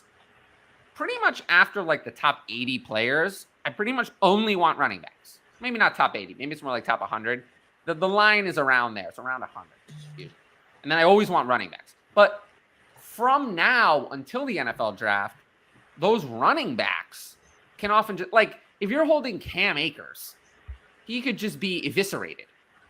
The value could just disappear in 1 minute. The value. Yeah, if the Rams. Whereas a wide receiver doesn't have that same risk. No. If another wide receiver is picked, it doesn't just eliminate the wide receiver you have. Occasionally with tight end, you have some risk like that. And a quarterback you do, but the quarterbacks that can be replaced are never that valuable. So it doesn't really work that way. Yeah. But it's really only at running back. So I tend to stay away from those in early offseason startups, but go to them in later offseason startups. Take those. So it'll be interesting. If you see a team I recommended to draft in February, there probably would be almost no running backs on. Whereas the team that I suggested in July will be full of back-end running backs. Yeah. There is a show sheet, but it's I sent it to you. Oh shoot! Yeah, I didn't see that. I haven't looked at it once on this show, so just behind the scenes there. What about this one? Yes. Is Evans or White more likely to get us there tonight? Need 22 points. Need 22 tonight. PPR. I don't believe in either out at all. But if I had to bet on Evans and Lattimore, Evans just usually just doesn't do tons. It just doesn't always work out. I think I would bet on White, but I'm not confident in either of these guys at all. But I'd play White just out of desperation. Yeah, like you said, I don't know what Evans and Lattimore, that's just been a problem. I made that meme last Yeah, time it is. they played each other, where it's Peter and the big chicken in the fight. Like I photoshopped those two guys' faces on there. Like that's what it is. Exactly what it is. They just hate each other. And so, oh yeah, and I mean, I'm going White here, and it's like I think obviously Mike Evans great player, but like we're now adding like a possible just getting ejected from the game just at any point. Like yeah, and Godwin's been dominating lately too. The target share has been favoring Godwin. I'd rather have him rest the season than Evans alone. Yeah, I'd rather have Godwin rest definitely the agree season. with you Very there. clear. But it's just like, and Evans has already been having some down weeks, but now we're like, there's like a very legitimate chance at some point before like the very end of the game, he just gets thrown out because him and Lattimore just start just going at it. Yeah, and it's like I'm just not going to trust that in my lineup when I need 22. Like I know it's tough to trust White when from what it sounds like Lenny's coming back, but it's just like. We saw what he was last week. He got a lot of work, a lot of the PPR goodness, getting all those catches. So I think we're going with White for this. Do we know Lattimore's playing? Is Lattimore? Oh, has he been hurt? Yeah, he was questionable, I think. Let's see. I feel like that's my tiebreaker. Still questionable. Out, still questionable. Oh yeah, but if he's out, then definitely play Evans. I think you're right. If he's out, you gotta play Evans. I let Lattimore make the decision for me. Lattimore make the decision for you. That is exactly right. Yeah. Then they can blame him if it doesn't go out, if it doesn't go right. Because you can't blame yourself. You have to blame somebody else, right? So.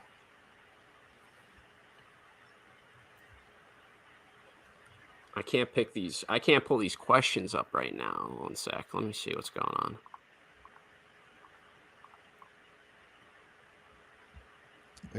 Uh-oh. And he's gone. Oh, my goodness. Why did Conan leave? I can't pull up the questions, and he can't pull up the questions now. Oh, crap. Okay, so I'm just going to read. You know what? I can maybe find some. Let's see. All right, so the next question I'm seeing here is from Jason. And it says 12-team Superflex. I can't pull it up, unfortunately, because I don't have that ability. But it says 12-team Superflex. As a contender, would you try to get James Conner? Do you think he'll be usable at all next year? I think that, James Conner over the past few weeks, he's really just 4 straight top 20 finishes, 2 in the top 5. He's just been really, really good as of late. Not crazy efficient on the ground most of his games, but he's at least been putting up points. The Arizona Cardinals offense is explosive with a lot of weapons, and Marquise Brown's only going to get better as the season goes on. I think it's a solid buy as a contender if you're looking at down that playoff stretch. And additionally, when you look at the schedule, there are a couple tough matchups. Week 17, he does get Atlanta, and that's really, really nice. You get that matchup in the championship week, but he does get New England, Denver, and Tampa Bay the next 3 games, and that is pretty brutal. But at least week 17, Atlanta, you have a good matchup there. So I think that buying him for the playoffs is not a horrible idea. I think it's a very solid plan, but I don't think he's going to be very usable next year. He just has looked very slow, very boring this year. I feel like the Cardinals are going to want to add some sort of competition, give him some, and just take his workload away slowly. I just don't think it's going to be there for him next year. Could you agree? I agree when they let Eno walk too. I think that's part of it. Yes. I think next year they're just going to look at it and be like, "Look, we got to get some more bodies in the room." And, but I do agree. I think he's a good play the rest of the year. So if that's what you're going for, if it's worth it to you for just this year, then 100%. Where did Conan go? Conan left because he couldn't pull up questions. So I've been, I just started running through questions. I can't pull them up, but I can. We're gonna fix that. But I can. Can you pull up the questions now? Yeah, you should be able to. I try to pull one up and it immediately No, I'm not. I'm not able to pull up questions. I'm probably on the wrong account or something. Maybe. I'm probably on the wrong account to do it. So. All right, we're gonna fix that for next week. This is okay. No, I got it now. I can okay, good. All right, perfect. Wait, now you pulled up a question and now Hutch disappeared. No, I think he tried to do the same thing I just tried. I tried to pull up a question and it booted me out of the stream for some reason. So that's the issue I think he just had then. But What? Yeah, no. So we talked about this one. Okay. Yes. Jump on. Absolutely. Yeah. Always look at breakout age with wide receivers to see who commanded targets in college. Goes hand to hand with draft age often.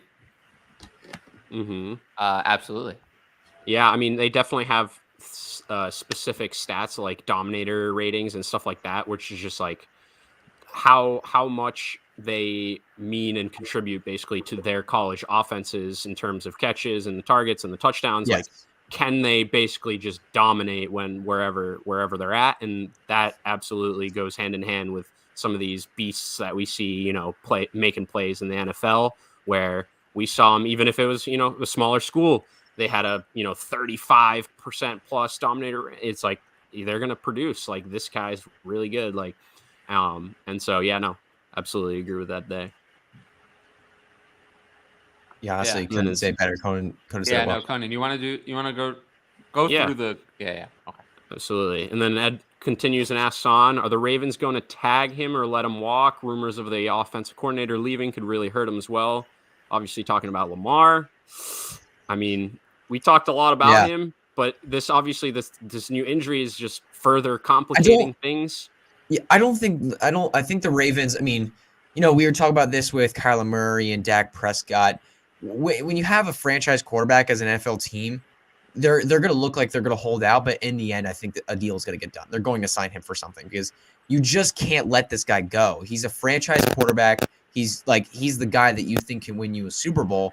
You're not just going to let him go. You just can't let him go. We saw it with Kyler. We saw it with Dak, as I said earlier.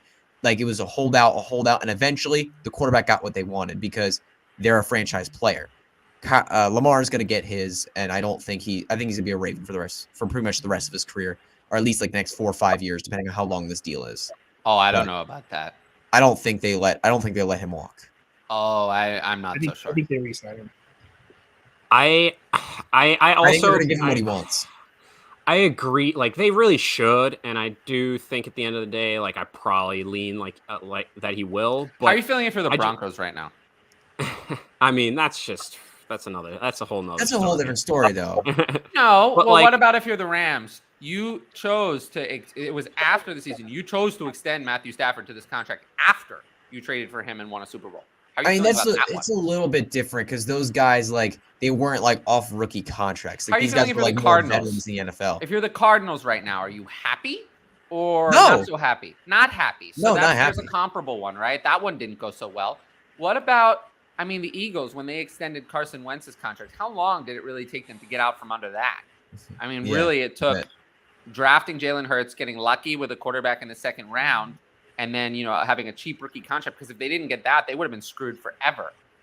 How about the Rams with Jared Goff? How long when they extended him? That contract, were they happy with the extension that they signed, or were they not so happy? I don't think they were so happy. So it's not a no-brainer. Like, I feel like people treat it as if it's a no-brainer. It depends on what he wants. If he wants, definitely, obviously, it's not a no-brainer. Yeah, obviously it is, but like the Ravens are in a position like where they're trying to win games, they're going to the playoffs. Like, they're trying to win games and they're in the position to do so. If you want to be in that position to win games, you have to extend Lamar. There's no choice. You have no choice. You have to extend. There's always a choice. Obviously the Broncos, who they played this week, obviously very we probably the best defense in the league, like top 3 at least, right? So they're up there.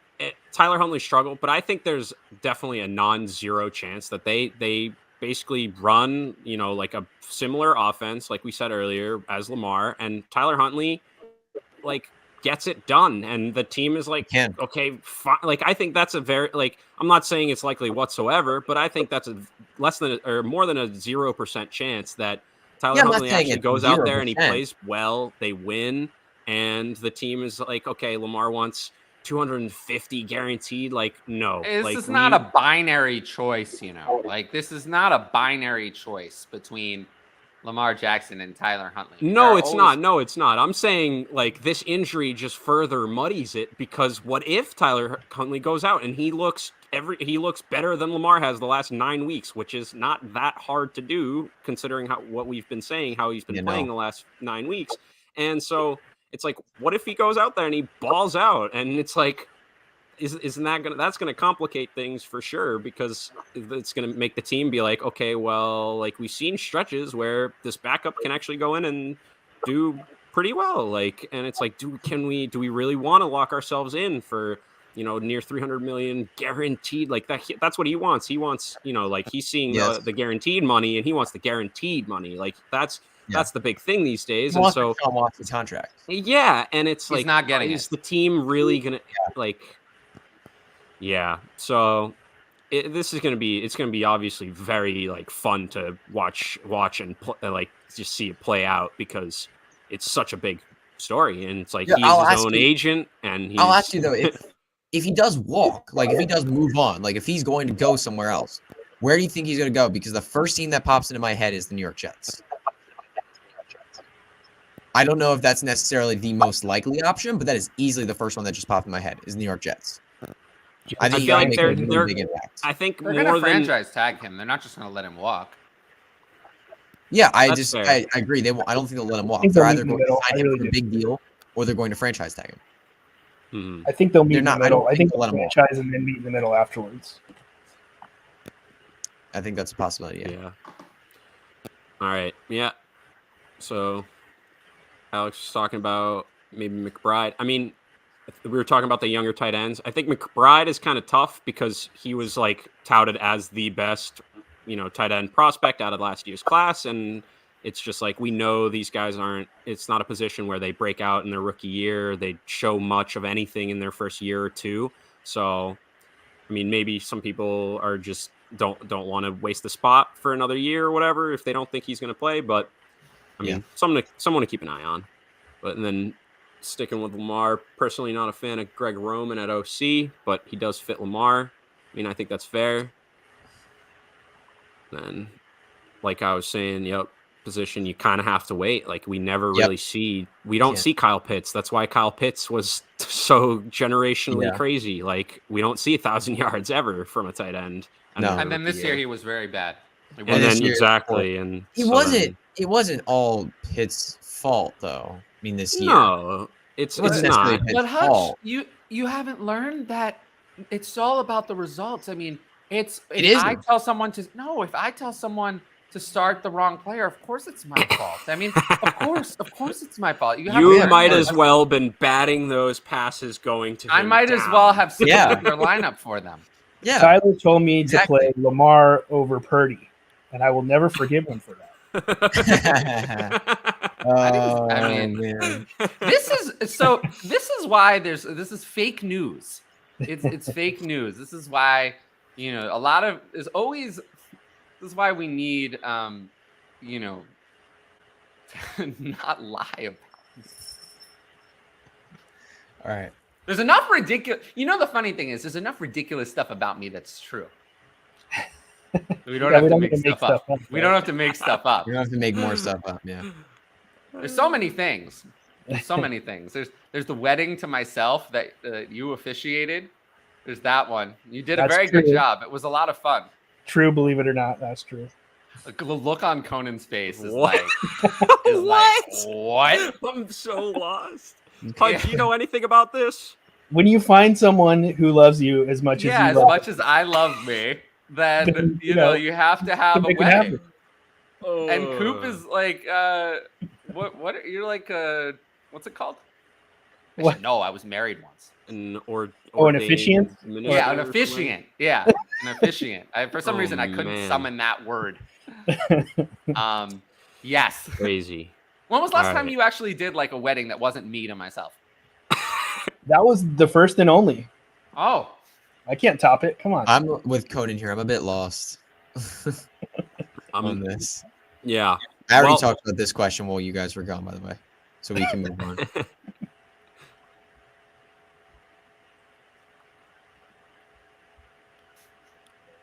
Now, wait a minute. Josh isn't here, so I can say this without being interrupted. He didn't tell a lie about J.K. Dobbins' health. He said that J.K. Dobbins would face a battle, be ready, but J.K. Dobbins said he would be ready. He said he would be ready. J.K. Dobbins told a big lie. It was totally a lie, and now he said he would be ready for this week, but he wasn't ready. So it was another delay. Why is there always a delay? Every time it's a delay. Delay is always a bad thing. We don't want that. Why does it always take? He says it's going to be 2 weeks. It's always going to be 4 weeks. It seems like it's always a problem. So I don't know if this is a John Harbaugh issue. I feel like Pete Carroll is, we know, the biggest liar. The biggest liar. Bill Belichick just doesn't lie. No, anybody from San Francisco. Anybody from San Francisco is a liar. You think so? I feel like they're pretty honest. Yeah, San Francisco reports usually are not true. No. But the San Francisco beat reporters are horrible, but there are other ways. Beat reporters. Yeah. The coaches aren't as the San Francisco beat reporters are probably the worst beat reporters. Yes, they are. Of any franchise. They're probably the worst beat reporters. Yeah, they're the worst liars in the NFL. But the national news about San Francisco coming directly from statements the coaches put on, like, media are relatively accurate. The liars are Pete Carroll, always. And Bill Belichick is more of a liar of omission. Bill Belichick just doesn't answer the question. Honestly, he's instead of lying, he like, instead of having to talk about whatever he has to talk about, he goes on and on about something else. Like, he goes 10 minutes about some random we wouldn't know anyone who likes to do that. I mean, when they're asked a question about, their record or whatever, who likes to change the subject and talk about a whole other player and blame it all on failure, and talk about something completely unrelated to the question that was asked. No one we know would ever dare to do that. Ever. No one, we don't know anyone whose whole show is just that. Nobody would ever do that. So we can't even address it. Players like Sutton always remind me of Des Bryant. Well, I disagree. Respectfully, Ed, I have to disagree with you because Sutton was never good. Des was good for. I was going to say Des was really good for a while. Cortland Sutton had one fairly good season, and so I don't like. I understand in terms of like how they play, they can completely fall off a cliff. Like what he said, the next thing, like 1 year they're good, some they're not. Like I understand that part, but like Des was miles better than Cortland Sutton really ever was. So it's tricky. I want Huntley because of his legs. I'm a leg guy too. Oh, really? We're gonna have to clip that. Yes, that's out of context. It's Coop right there. That's too funny. Absolutely. Can you mark down the time? 1:41, 45. 1:40. All right, I'm putting it in our private chat right now. 1:40. Yeah. Well, that'll go away. We'll have to copy it out after. 1:41:55. No, on Twitter. We said? Or 45. 45. Honestly, though, I'm not a legs guy because I have legs. I think every human being has legs. Most human beings. Yeah, I think. This was consensus. That's an old Seinfeld joke. You ever heard of him for the old guys? So. No, I actually never heard that. I just never watched Seinfeld. I never watched Seinfeld. Oh, I've watched. I'm not. Do they have people getting married to themselves on Seinfeld? They should. They just announced, by the way, that Mike White will start week 14 against the Bills. What a surprise. Good. Not surprised. He played okay. I hear that Zach Wilson is busy that day because his mom's book club is meeting. Oh yeah, he's gonna hang out. He's gonna hang out and talk about the book, right? The book they're reading. Well, yeah, that's what you do at a book club, right? It wouldn't be surprising if he wore, minimal clothing to the book club to try to attract the older ladies. And as I always say, he was a Cougar in college at BYU, and now he attracts Cougars in his adult life. No. You can just see what happened. You can see, I don't know if you've noticed, but like at some point recently, like I just decided that I don't care anymore. Like, not that I don't care about giving fantasy advice, but like I stopped turning down my personality on these shows. And this is more like what I really am. Like I always said, like, I always told people for years on the show, I'm like, the real me is more ridiculous than this. This isn't a persona. I'm scaling it back to talk about fantasy football and like be a little bit more serious. I've stopped doing that. I've started being a little bit more like how I really am. And this is, talking about my wedding to myself, Zach Wilson's Cougar issues, is more the real me than analyzing football. But we will still discuss dynasty strategy and all that. But at the end of the day, there's a lot going on in the world, like a lot of tough things. I want this to be as entertaining as it is informative. If you want informative, my Patreon and my Twitter, or if you just want the answer, it's very efficient way to get it. Watching a 3-hour show, I figure there's got to be an entertainment component you're looking for, because it's not the most efficient way to get fantasy advice. DK, I actually, this question was sent in a DM, and it's repeated here. So thanks for putting it on the live show. DK, or a 23 first and a 24 second, 12-team Superflex, not PPR. No PPR. Yeah. No PPR. That's. I don't know how much that really changes my answer, but I think it would take Metcalf. I think I would as well. I think it's decently close. Yeah, the mid, given that's a mid first, you're probably looking like. What does mid mean? Yeah, because is mid 105? Is mid 108? What does mid mean? When I hear mid, I usually hear like borderline top 5, like 4, 5, 6, like that, 4, 5, 6, 7, like that type of range. Like in theory, mid should mean 6 or 7, 6.5. Yeah, depending on how many teams in your league, obviously. Well, it says 12 right here. Oh, it's a 12 right there. Yeah, duh.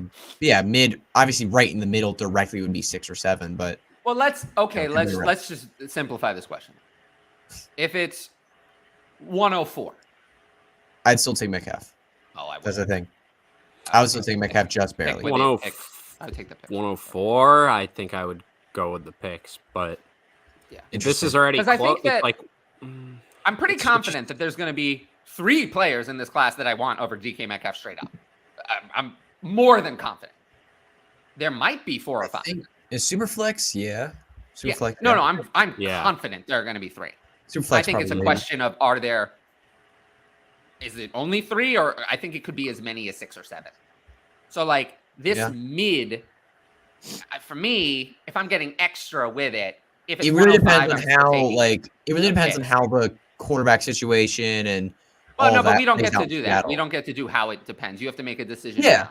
I understand, because the thing is, like, if like a quarterback situation plays out differently in Seattle than you really think it is right now, maybe that quarterback situation. I thought you meant the draft quarterback. That's no. I mean, well, that would Seattle change quarterback things. situation. That could change things a lot, right? Would change things a lot. I mean, last year with Malik Willis, a lot of the early draft picks lost some value because there was assumed to be a second high-end asset in there, and then there wasn't.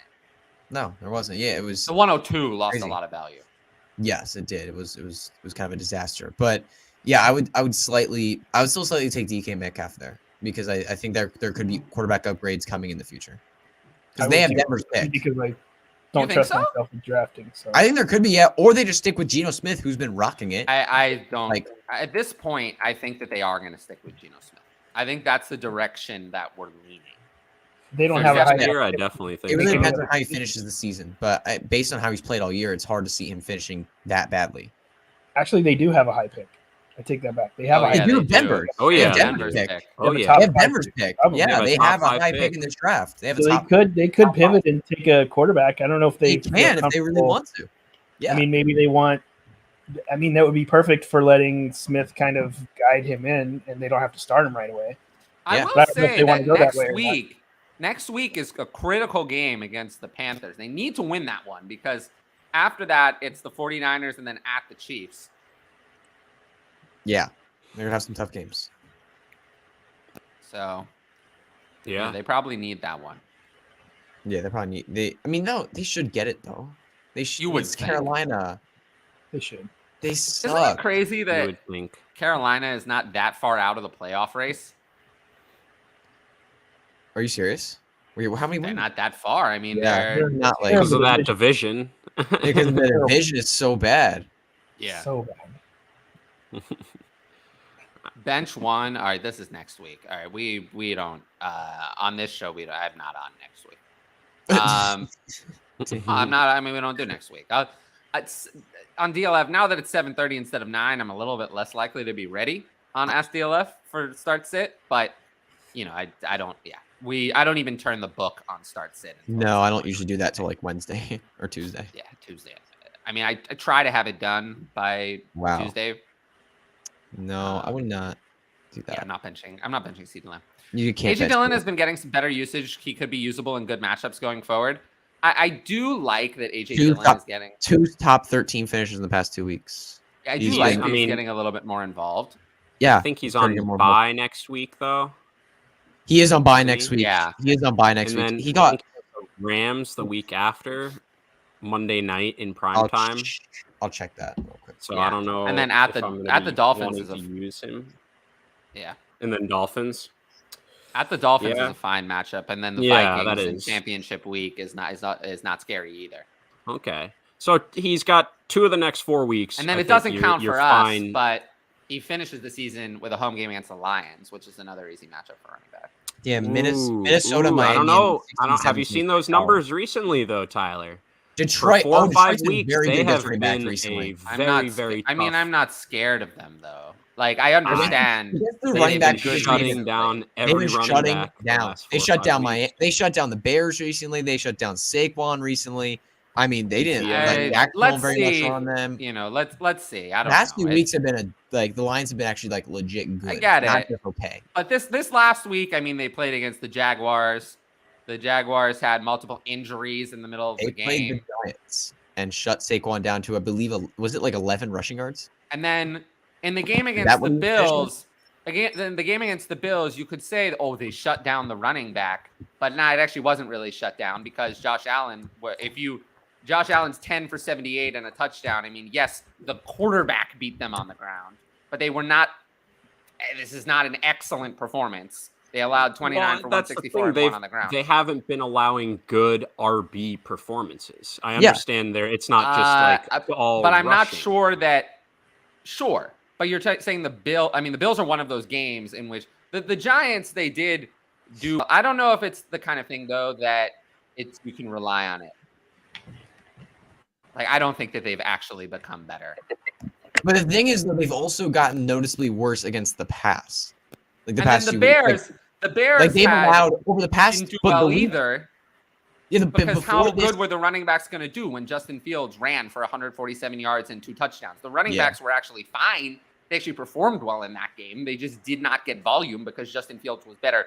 I don't agree. I do not agree that the Lions have suddenly become a run-stopping defense. I just think that it's the case that they've played teams with running quarterbacks, and then they've had a couple of – I mean, the performance against the pass has been bad. They held the Packers running backs to 9 total points. This is the last 5 games against running back position as a whole, not even their best. But see, I don't believe it works that way.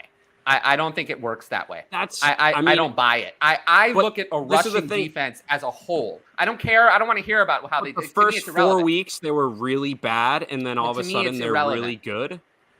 To me, it's irrelevant. I care more about how they did. I don't want to hear about how they did against running backs. I care more about how they did against the running game. And then you're ignoring part of the reason they did so well is because Josh Allen and Justin Fields eviscerated them on the ground. But there's so of course the running backs that doesn't work though, because what about wide receiver and tight end? There's teams that are specifically only bad against tight ends, but they're not. That's different. Against that's different. But the running backs were in those games. The running backs actually performed just fine. The reason they didn't do well fantasy-wise is because there was no volume because the quarterback ran instead. I disagree. I think it's something that I don't think that the Lions mysteriously have a good running defense because they don't. It's just that it's being, tampered with by 2 of these matchups where the quarterback ran all over them.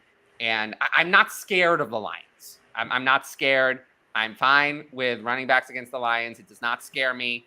The one thing that in this last game against the Jaguars, the Lions did get up ahead, and that's, I think, part of it is against the Jaguars and the Giants. They were ahead in those games, which, especially in the Jaguars one, caused the Jaguars to go away from the run more than they would otherwise. That one was the most surprising to me.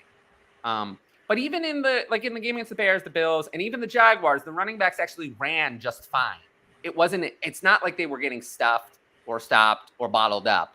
It's just that either the quarterback ran a bunch efficiently, I might add, in both of those games. Very efficiently. The quarterback ran all over them. Or in the Giants, Bills, and Bears, all 3 of them, the quarterback ran very well. taking away touchdowns and opportunity. But from the then running it back. doesn't So matter not, against certain positions. Then it doesn't matter how good it does. teams are against it a certain does. position. Then right, but I didn't want to just start overall bad against but I didn't running. want to.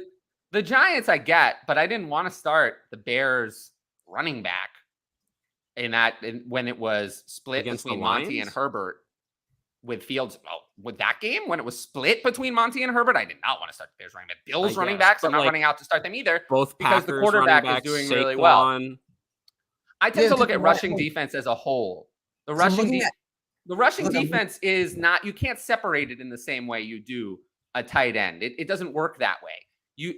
The rushing defense, you either are good at stopping the run or poor. You don't. It's more. I think it's more difficult to separate. But you can't change that during the season. That's the part I have a problem. I don't think there's been any change. I just think that the matchups where the quarterback ran all over them have been recently.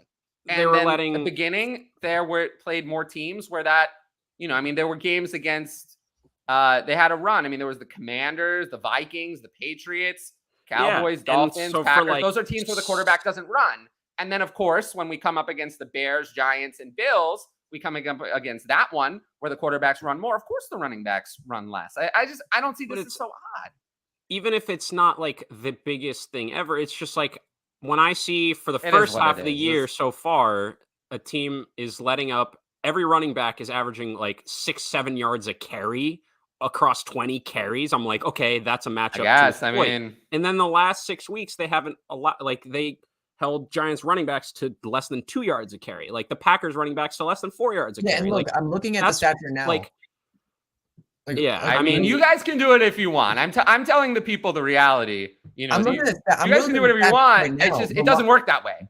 It doesn't work that way. When they played of course, when the quarterback runs all over them, there's not going to be a lot of production from the running back. That's not because the defense did better. That's because they sucked in a different area. Yeah, but look, you guys are wasting your time with this, and you know that. I'm looking at like the first 9 weeks of the season, right? Well, I just told you that they only played passing. They only played pocket quarterbacks throughout that period of time. And no, I'm looking. They were around middle of the pack. They weren't in the top 10 or the bottom 10 in rushing attempt allowed to running backs. Okay, they weren't in the top 10 or bottom 10. They were right in the middle. For the past 4 weeks, they've been right in the middle in attempts allowed to running backs. The difference is the efficiency, or the first 8. Well, it's not about the attempts. Season. Yeah, no. But you're saying quarterbacks run. If you run for a bunch of yards elsewhere, then it takes away production you can have in another area. It's not all about attempts. Well, you're saying the quarterbacks are taking away attempts from the running backs. Well, there's also been a bunch of touchdowns from the quarterback. I mean, if you look at the games, like Daniel Jones had, I believe it was two. He had 1 touchdown on 7 carries in that game, and Saquon Barkley had 0 on 15 carries. Yeah, Barkley wasn't very efficient, but that's also like it happens. Like in the Bears one, I believe Fields had 2 touchdowns on his 13. Yeah, and the running backs had 19 total carries, had 0. I mean, this is it's the kind of thing where like the running backs, by the way, both Bears running backs ran just fine. I mean, Herbert ran for 5.7, Montgomery 4.1. There's nothing here. Like I'm not concerned about the Lions are not a world-beating defense. If they were, they would be stopping teams a little bit better. None of us ever said they were. The pushback was that they're an easy matchup, which they were the first few weeks. I do agree, but I don't think it's not anymore. Well, I think I don't think it's just a top 3 matchup that you're exploiting like there is because realistically, the matchups don't matter between the 10th ranked and the 13th ranked. That's not. I'm always on matchups barely matter at all. Yeah, but it matters if you're the singular worst team against a position as opposed to never the the singular worst. They were a bottom. They let up 8 touchdowns and 100 yards, or 400 yards in their first 4 games to running backs. They were really, really bad. They had a lot of. They were bad at everything, and over 100 points. They were giving up everywhere. 4 weeks. I think it was more that the whole defense was bad. Yeah, I think that's. I think, but that's part of the reason. I'm just saying nothing has changed. I think that the Lions defense has become better, but I don't think that suddenly the run they're more vulnerable against the pass than they were. If they're not losing all the time, then they're not going to be run on as much. which I think that affects Well, it, partially right? that's been because the offense has been a little bit better the last 4 weeks as well. Yeah, The definitely. offense has been better. I mean, the offense the last 4 weeks has scored 25 or more points every single time. I mean, the Yeah, offense has actually been teams have also pretty found good all year. teams have also found a new weakness on the Lions. I mean, the Lions have allowed the most fantasy points to quarterbacks for the past 4 weeks, some of the most points to wide receivers of the past 4 weeks as well. And I mean, they were pretty bad against wide receiver quarterbacks early in the season, but not as bad as it's been. Before this past week, the 3 weeks before they played Trevor Lawrence, they had allowed over 104 fantasy points to quarterbacks. They were bleeding points to the quarterback. And they were doing pretty well against running backs. Start Dalvin Cook against the Lions next week. Put it that way. Yeah, absolutely. I'm still going to start Dalvin Cook against the Lions. Yeah, you're going to start him. I mean, he's going to start him. We're not trying to say, Tyler, that he's a shutdown, that the Lions are a shutdown. I know, but they've been better. It's just, I think that they started the year as you're upgrading this RB2 because they're playing against the Lions to like a higher end RB2 or even a lower end RB1, like because they're so bad. But now we've gotten to the point where, okay, it's like a neutral matchup. That's basically, I think, what we were getting at, because they were really bad. I think that's exactly what we're getting at here. To me, they're still bad. All so right. we'll have to agree to disagree. Yeah, moving on with Russ in his bathrooms. If you haven't noticed, my mind basically this is why we don't do a lot of debate on the show, because debating me is usually like just debating a brick wall. It's like my mind's never going to change, so it's kind of like it's fun and it's entertaining, but it's like at some point it's kind of like okay. Russ has more bathrooms than total touchdowns. Yeah, he's thrown 8 touchdowns. The Cowboys scored 8 touchdowns last night. Come on. Yeah, I know. Come on. It's bad. It's really bad. How did that game? I turned it off at some point. How did it get to 54? Wasn't it 21 and like the 21 to 19 early in the fourth quarter? And then what happened? Is just everything go to shit? They had a defensive, and then they had like a few strip sacks on Matt Ryan, and so they got really right outside the 20. They're starting their drive, and Malik Davis even got his, and oh my goodness, the running backs were eaten. Oh yeah, but it was that game was crazy. It's gross. And of course, Matt Ryan, just like in the Super Bowl when they, were leading 20-3, of course, he had to choke that game as well because they actually had a chance. They had a chance. And then they completely threw it away. He's so bad, man. He's played awful this year. He was awful last year. He was awful last year, too. He wasn't good. He hasn't been good for a bit. I feel bad because he's just old. He's just in decline. I mean, he's just not that guy anymore. Yeah. He used to be good, but his time has passed. It's always tough. How often does someone go out on top? Very rarely, because they always think they can get one more. They always think they can go after one more time. There's one more and then it's just that it's not there. The wheels completely fall off like Peyton. Yep. Well, Matt Ryan has been a little bit more of a slow decline. Yeah. Yeah. Since that Super Bowl, it hasn't exactly been the slow burn. 20. Really, he wasn't. Yeah, 2018 was like his last really good year, and then 2019 and 2020 were pretty similar, but a step down. 2021 was another step down, and 2020. I remember pointing out a stat. I remember having JJ Zacharyson on my pod a couple years ago, and I was talking with him. I remember, I think in 2020. We were preparing for the 2021 season, talking about Matt Ryan. He had led the league in pass attempts that year. The Falcons were most pass heaviest team in the NFL. You might have to check me there. I think it was in 2020. We were heading into 2021. Yeah, in 2020, he had 626 passing attempts. Yeah, led the league, and he still finishes like the quarterback 12 in fantasy that year in 6-point. Really bad. Horrifically. It's not like there's not any advanced metrics there, but that's just horrifically inefficient.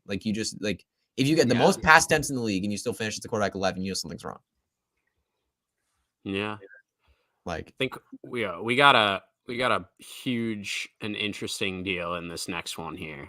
All right. We got a 12-team start 9 PPR non-tight end premium rebuilder giving up the 103, 224 firsts, and a 25 first, and Trey McBride Bride for Jamar Chase and Kyle Pitts.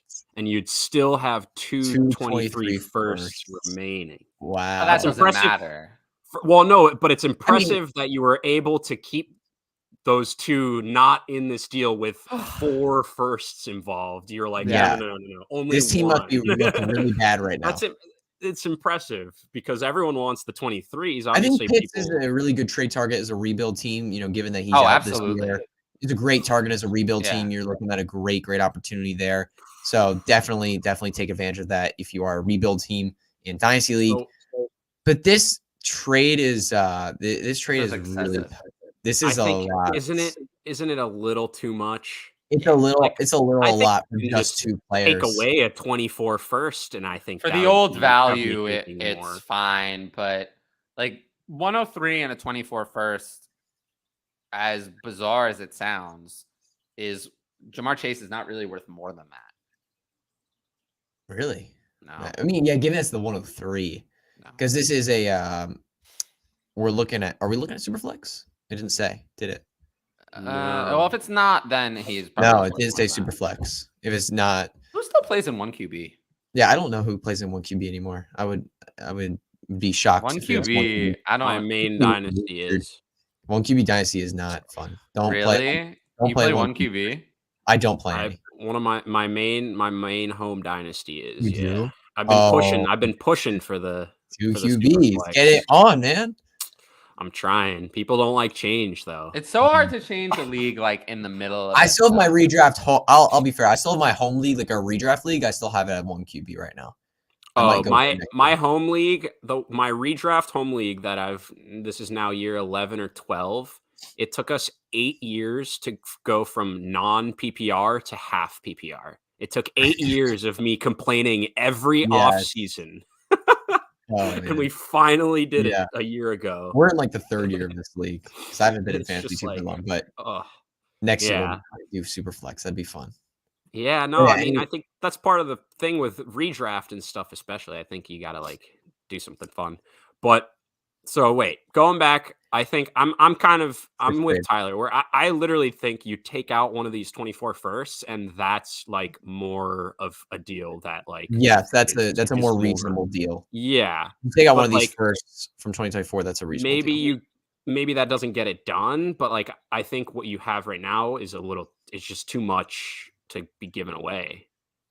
Yeah, because if you're rebuilding, you don't want to just be given the picks out just because you have all of them from rebuilding. Obviously you want to use them to get Chase, yes, but because you're rebuilding, right? Because when you're rebuilding, you want to try to build as many assets as possible. You want to try to get as many assets as possible, try to rebuild that team. If you give away more than half your picks for 2 players, it limits your ability to build because you have nothing to build with anymore. So I would making this trade is totally fine. I think that making this trade is fine, but giving this much up is just a lot. It's Jamar Chase can still get hurt the rest of the season. That 103 can't get hurt right now. Can't. Yeah, that 103. You don't know who it is. I mean, it doesn't matter if it gets hurt because of a rebuild team. I know, but Jamar Chase tears his Achilles or tears his exactly. That would be bad. Yeah, God forbid. But if he has an actual catastrophic injury, it's you can't say, that's the you risk. Can't say that things is the like risk. that because then if it actually you can't say that because then if it actually happens, someone's gonna clip it and say that it's your fault. You have to be very careful about that. Yeah, be very careful. Someone is gonna clip it. Would that someone be named Tyler? Tyler. No, would I ever do that? Would I ever do that? That doesn't sound like me at all. It really doesn't. You think I have time for that? I'm kidding, Tyler. Come on. We'll see. I don't have as many good jokes for you. I have good ones for Ryan. I feel like I pick on Ryan more than anyone else. I always say that he looks like the youngest co-host and he doesn't make his bed. Even when I'm on? Do I look old? Oh, exactly. That's the joke, Hutch. That's better. It's better. Sounds like Lattimore will be out. I mean, big for Mike Evans news. That's the thing. So yeah, we were talking about Mike Evans. I still don't want to play Mike Evans though. I don't want to. Who do you start? Mike Evans with no Lattimore or Rashad White though? Yeah, Mike Evans. You play Mike Evans. You definitely play. Well, I'm making sure Tyler is on brand with what we were saying because we were definitely on the same page. Well, I always have to agree if it sounds smart. Yeah, that's a good plan. All right. Is Kenneth Walker sweet? Sorry. No. No, if Kenneth Walker's out, I mean, how can we who can we play? I would look. No, there's nobody. Bam Knight. I mean, we could look at Bam Knight. I mean, that's an option. Foreman, Foreman against the Seahawks. Foreman against the Seahawks. Yeah, not bad. Either of these options are better than Baker Mayfield's gone from Carolina. Yeah, so I the Jets absolutely at the Bills is not exactly a spot where I'm running I want in Foreman. a running back. No, you're not running Foreman then. Yeah, I would prefer Foreman overnight if those Foreman overnight, but like which running back? Like if you had to play a Seattle running back, would it? So it's Homer. It's Homer, right? No, he got hurt. No, he was already hurt this past week. He was already hurt a while ago. But who knows? Illness, maybe? Actually, no, it wasn't an illness. He was hurt? Okay. Yeah, so who knows if he's back? If he's back, he's been pretty but we have no idea who's going to be back. That's fair. I just know I'm not rolling. So he has an illness and also a knee sprain. And then he's and then I know I'm not. DJ Dallas has an ankle injury. Tony Jones out there. I'm not doing that. That's what I'm I'm not cutting Tony Jones. DJ Dallas. No. I still would rather not at all. If Homer's active in a very, very deep league, fine. No, I don't think so. I think it's the kind of thing where I will just not rank any of these guys in the top 35 and just hope I don't have to play any of them. It's going to be tough to be in a situation where I have to play any of those guys. That's because I don't want to play anyone there. Even against the Panthers, I'm still not going to do it. With 6 teams on bye, though, I mean, it's brutal. Yeah. I have Lamar and Watson. Okay. So, I mean, you don't have Lamar this week. So I'm kind of screwed. Yeah, no. So the matchups are tough for Brady. Like Brady has the 49ers, Mike White has the Bills, Kirk Cousins has the Lions, and obviously Goff then has the Vikings. I like both sides of that, honestly. Probably is your best bet. Daniel Jones also against the Eagles. So those middle 3 names have a tough matchup. So I'm thinking probably I think I'd go Kirk Cousins, honestly, here. Kirk Cousins against Detroit is too hard to pass up. Like, I mean, we were just talking about Trevor Lawrence. They've been doing awful. Like, they are dead last against quarterbacks for the past 4 weeks. And that was even with Trevor Lawrence's okay game where he got hurt. If Trevor Lawrence didn't get hurt in that game, he probably would have had a better fantasy output. But yeah, the Lions have been bleeding points to the quarterback. You got to start Kirk Cousins and Justin Jefferson here. Yeah, I think it has to be, right? I mean, there's no Watson is tough to trust. Goff. Yep. Mike White. I mean, to be fair, Goff is not a bad option. No, I was going to say it's only between those two, though. To be honest, because of the matchups. Daniel Jones against Philly, I think, is a no-go. No, Mike White, Bills, Brady, 49ers. Like those are all brutal. I think if I had to rank these guys, I would have it. I'm going Kirk. Kirk first. I'm going then Goff. Then Brady. I guess I'd start Jones because of the rushing floor. Jones for the rushing. Brady is like a total no-go to me. Yeah, Tua couldn't do it. Tua couldn't do it with Miami offense. How can I start Brady? Yeah, the San Francisco defense. Same situation. If the San Francisco 49ers had an actual quarterback, they'd be legit in the Super Bowl conversation. But that actually scares me more because then if Brady goes ahead, or Brady's even less likely to be playing from behind. They're more likely to run it more. Not that you can run against San Francisco either. You can't run against San Francisco. You can't pass against San Francisco. You can't do anything against San Francisco. If they had a quarterback, if they just had a quarterback, it's on the road. It's on the road as well, so that downgrades it even a little bit more. Yeah. Brady is like a total. I think it's close to me. Daniel Jones would be the third, but it's close between Brady and Mike White. I think I would just. I mean, I think the Jets are going to get blown out by the Bills. So I get some garbage. Mike White could be playing from behind. Might get some garbage. Brady does have better weapons. Yeah, but if the Jets are being blown out, wouldn't they want to like pull their starter and put in Flacco? They could. That's another risk. I think it is a risk. I think it's I do think it is. It is in the range of outcomes. Yeah. If Mike White throws 3 interceptions, they could pull him. So that. I mean, I we think I saw would have Mike him White. last Remember time. last year, Mike White had his like crazy performance against Cincinnati. I believe it was in week 9 last year. Then he came back the next game and got hurt. But then the game after that, right, he played pretty healthy and he was in there for the most of the game. He threw 4 interceptions. Yeah, I just like when I have some concerns that the game against Minnesota. I have some concerns that the game against the Bills could be really a disaster, like a disaster. Yes, like a disaster. We saw. I'm not we saw starting little, Mike we saw, White. But I basically would say I'm not starting Tom Brady either. We saw a little fall I'd start apart Brady Mike over White last Mike week. Saw a White. little bit of that. I guess He's I earned have that. But He's I'd rather earned start that. Daniel Jones over either one for the rushing upside. Fair. Yes, Daniel Jones is the clear fair. third. Third, yeah. But those guys are all going to be outside my top 15. I mean, Kirk Kirk, and I Goff? think, is going to be a quarterback 1 with all the Kirk buys. is probably quarterback. Kirk is definitely a quarterback 1 this Yeah. week. Goff will be right on the line. Yeah, Goff will be close because that game should be Probably competitive. 12 or high scoring. 13. The Vikings almost. I mean, the Vikings. The Vikings as a defense do not scare me either. No, they don't scare anybody. No. I mean, remember what happened when they played the Cowboys? Everything went through in that one. Mac Jones had the most yards he's ever had. That's also in the game true. Yeah, against- against the Patriots. Yes. Yeah. No, I Career would say day. for What me, happened? the Vikings, I often, when it comes to matchups, I often kind of think, this is why I think about stats less, because I think there's a little bit more randomness in that. And I think more about like kind of the game script situation and what you can expect.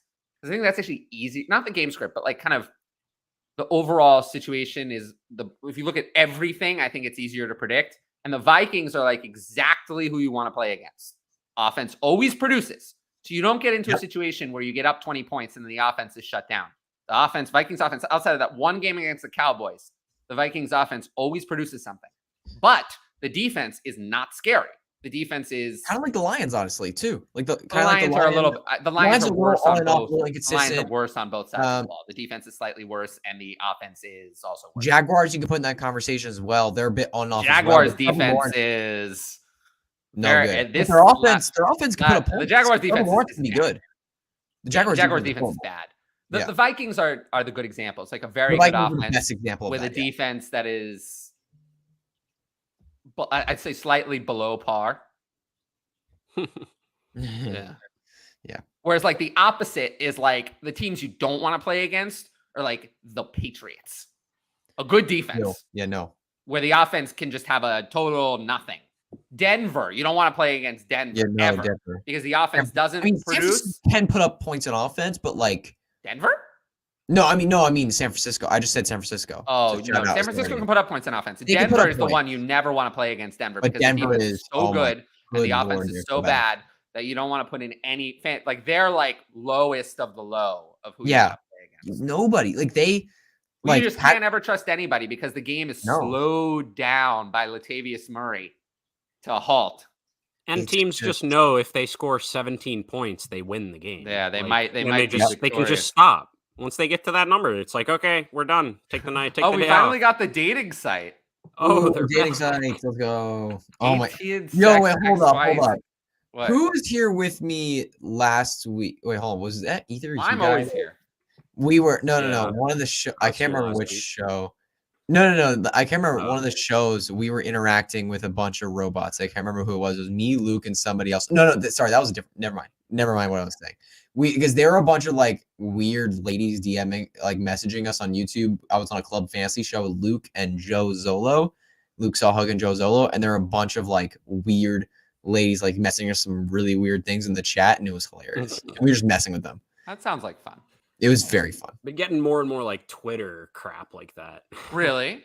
Well, I get a lot. I get a lot of that from Twitter. Oh my goodness! I don't get any. Oh my god! I get so many. I don't get any of that. Like I nothing. get so much of that.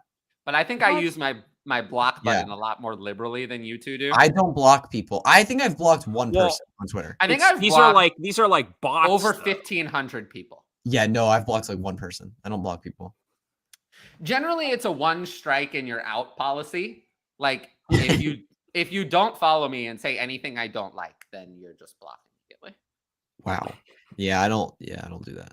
I just don't have time. I mean, I have 30,000 plus people following me. Most 99% of whom, maybe not 99, but 95% of whom are mostly just trying to ask fantasy questions. I don't have time to get to 30,000 people.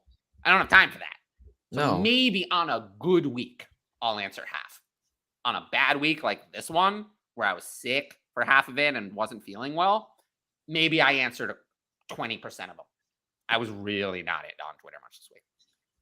So if I don't even have time to get to all the legitimate, forget even dialogue, questions, people who are only asking me something for me to respond, let alone comments that are like just a comment on something I posted.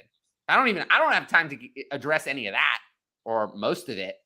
How on earth am I going to find time to, deal with negative interaction on Twitter? I can't do it. Mm-hmm. No, that's completely fair. It's just like it doesn't even matter whether I wanted to or not. It just literally is not possible. So you just don't need that taking I'm time. failing at answering all the questions. That's why we started the Team Tyler thing. Oh, you're back. Where'd you go?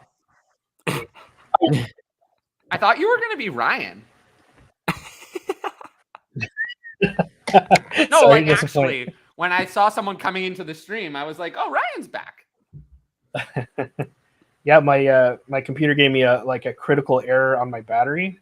Yeah, I was like, you left very abruptly. Yeah, it was like all of a sudden you just left. Was it just because we were yelling at each other? We were yelling at each other. Dude, can we scare him away? Yeah. He's 10 years old, so it's I guess. The one thing I always say is I want to meet you guys. Like, I've never met any. I've only ever met one person from the fantasy. I used to live it. Come to the expo, dude. No. Come to the expo. No. Like, everybody's there. Nope. I said let's take a rewind. Let's listen to what I said again. You blocked a lot of people. There's a lot of people that don't like you. I want to meet you guys. Okay, you guys, not everyone else. Not everyone else. I mean, Tyler, I think I'm like a 2-hour drive from you. Like, well, I mean, I live in New York City, so I feel like you live in New York City. I live in people are here. I did meet John Hesterman once. Oh, really? Nice. Yeah, he was very nice. I've met hundreds of people, but that's the only person I've ever met from the fantasy football industry. Yeah, I've met. I've had people recognize me on the street in New York, and I had someone recognize me when I was reffing a flag football game for community service hours. Oh my god, that's awesome! I was reffing a flag it was about a year ago. Like, I was reffing a flag football game for some community service, and there was this guy who came up to me at halftime. I think he was one of the parents or the coaches. I can't remember his name right now, but he came up to me. He was like, "Are you Hutchinson Brown?" I was like, "You gotta be joking." And I think I posted that on Twitter. If you see it, you could probably find it. But yeah, he totally just recognized me, and it was so ridiculous. I love that. It was crazy. That's great. But yeah, and at the expo, I had tons of fans walk up to me, like all nervous to meet me. It was weird. Like, can you imagine how nervous people would be with me? Because you're nice. Well, yeah, people were walking up to me so nervous, and I was like, I'm literally a 16-year-old. You're a 30-year-old grown man. Like, why are you nervous walking up to me? People would be so nervous. It was so funny. Just because I'm so funny. It was just hilarious. Like, these 30-year-old men and these these older people are walking up to me. Not old people, but older than me people are walking up to me all nervous to meet me, and I'm like, I'm literally a child. Like, you can I'm chill. Like, stranger danger, right? Stranger danger. That's exactly right. Some people are not that outgoing, you know. It was so funny. Oh, and I had one father and son say to listen to my show together, and that warmed my heart. Oh, wait, really? Yeah, I had a father and son say to listen to my show every day. Who says that to me? That was someone said that to me, and that was I was almost tearing up in front of them. That was unbelievably heartwarming. No, my patrons say that I'm doing great. I bet you're doing awesome, man. I mean, you talk about your Patreon all the time. Work on it. Yeah, I don't. I wish that. It's hard though. It's hard for me. I really do feel like it's hard for me to get a real assessment of how I'm doing. Like, it is hard. like I do think a lot of the time when I ask people, they're going to tell me it's good, whether it is or it's not. And I do think there are a lot of people I know who are like that, and they just want, sometimes I feel that as well. Sometimes I feel people just tell me I'm doing good because they don't want to make me feel bad because I'm like 16 or whatever. I definitely have felt that before. Some people are honest enough where they're at the point where they can like the less well I know the person, the more likely I think they are to be. It depends. It depends on, the less well I know the person, the more likely I think in some ways they're more likely to be honest, but they're not likely to be like too super critical. They're more likely to be a little familiar too with like the specific numbers and stuff like that. They also could just like obviously being nice, but like think whatever you just said is like crazy to them, but maybe in a vacuum. Like I always say that the number, I always say that I'm disappointed on the numbers on my shows, but I think a lot of like I do also recognize that a lot of people would trade for my numbers any day. So like it's hard. I'm a glass half empty person. And I think we know this about me.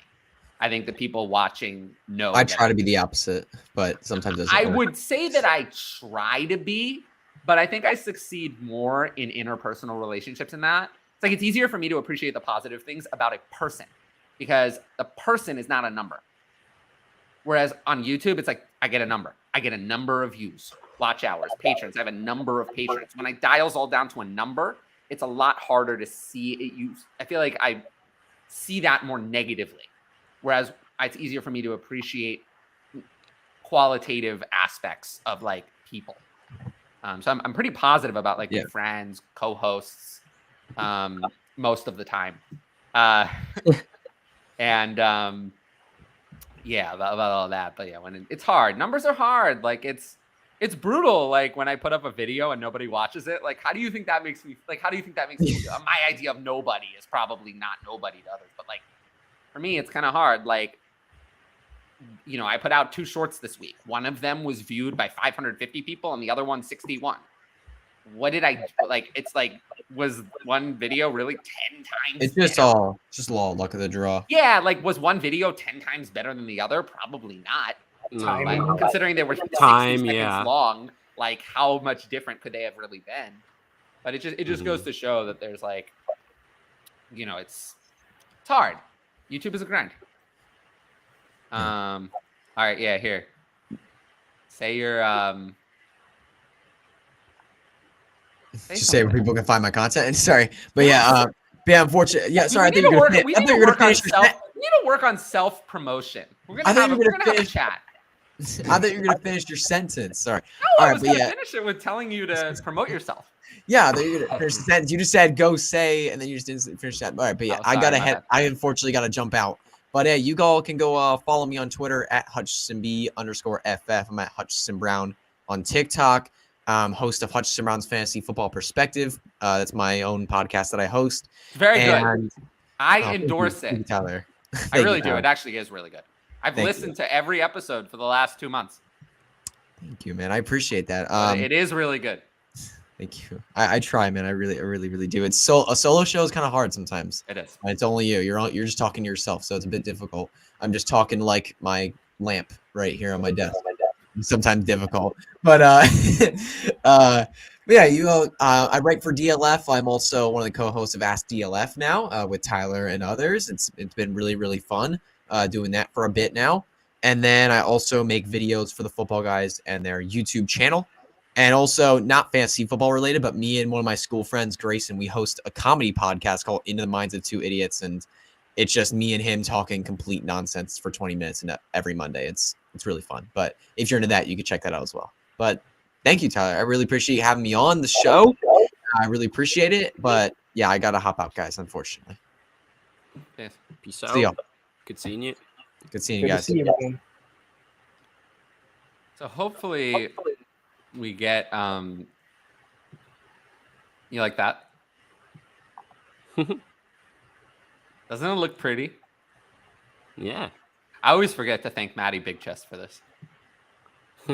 He did such a good job. What are the odds that the Buccaneers defense scores -20? It unfortunately doesn't stay with the chat though. So Unfortunately, I don't think that's possible. Oh, it's possible. -20? Oh yeah. I think most platforms it's like Depends on the scoring system. -5 and -4, I think is what ours is. Yeah, most scoring platforms, unfortunately, you only can go like minus, I think 10 is the worst I've ever seen in like the max, I think. I've seen -10 on ESPN, I think. On ESPN because they award for points and yardage. Oh, Yards, point. Yeah.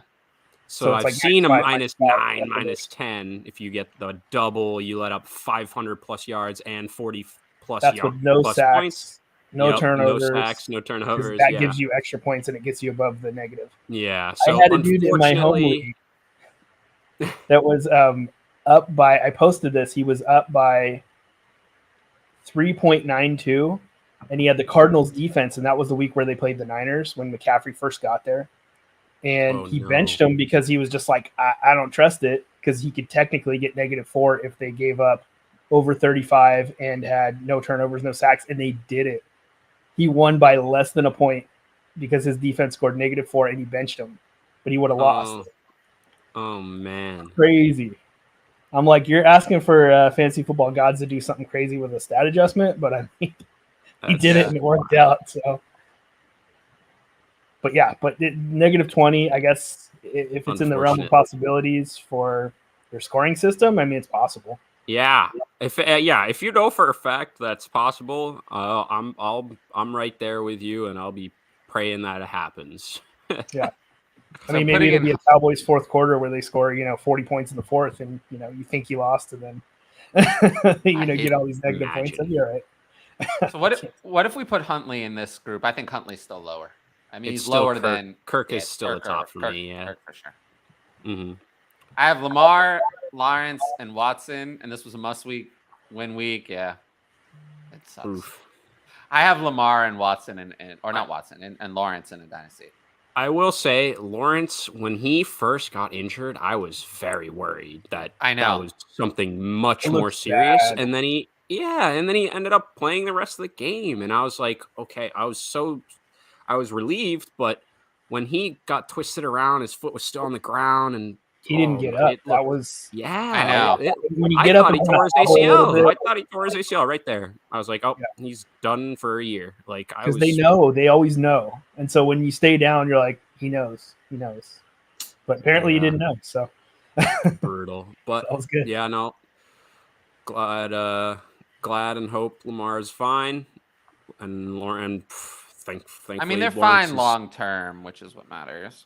Bones are made of rubber. That's mean. Basically, no, but he means it in a way like he somehow can't break his bones, even if he gets absolutely tossed around. Yeah. I didn't understand at first, and then I was like, wait a second, I was a little actually confused, very true. Yeah. It's like his kneecaps and his knee area is just rubber, I guess, because most people I think would have just torn their ACL. Like, that's definitely what you're looking for. You're looking for rubber band tendons and stuff. Definitely. We got. Oh well, yeah. I mean, I think maybe it was because he wasn't fully healthy. Yeah. It was that game was disappointing just in general from that side of the ball. It just seemed like the Lions just had it figured out and the Jags just weren't really clicking for most of it. And obviously, I mean, watching your quarterback go down and maybe thinking he's going to be out for a while, like that might do something where, I'm sure he was hurting a little bit or something, even if he was still out there playing, but I think we'll hopefully see better days. And he has, I forget, but I've been hearing about his dream matchup. His week 17 matchup is really good, I believe. ETN, if you can survive that, he has the Houston Texans in week 17. So okay. So as long as he is that good, one. They're always playing from ahead. Yeah. As long as he's just healthy and he's good and regains like that workload we were kind of seeing the last few weeks before the injury, I think he'll win people leagues that week. I think, honestly. Yeah, for sure. I need 11 points. Oh, this is a good question. I need 11 points to win the matchup. Olave or Rashad White? Olave. I think it's Olave. He says full PPR as well. It says full PPR. Yeah. But Olave, I agree. I'm going to have to go that way as well.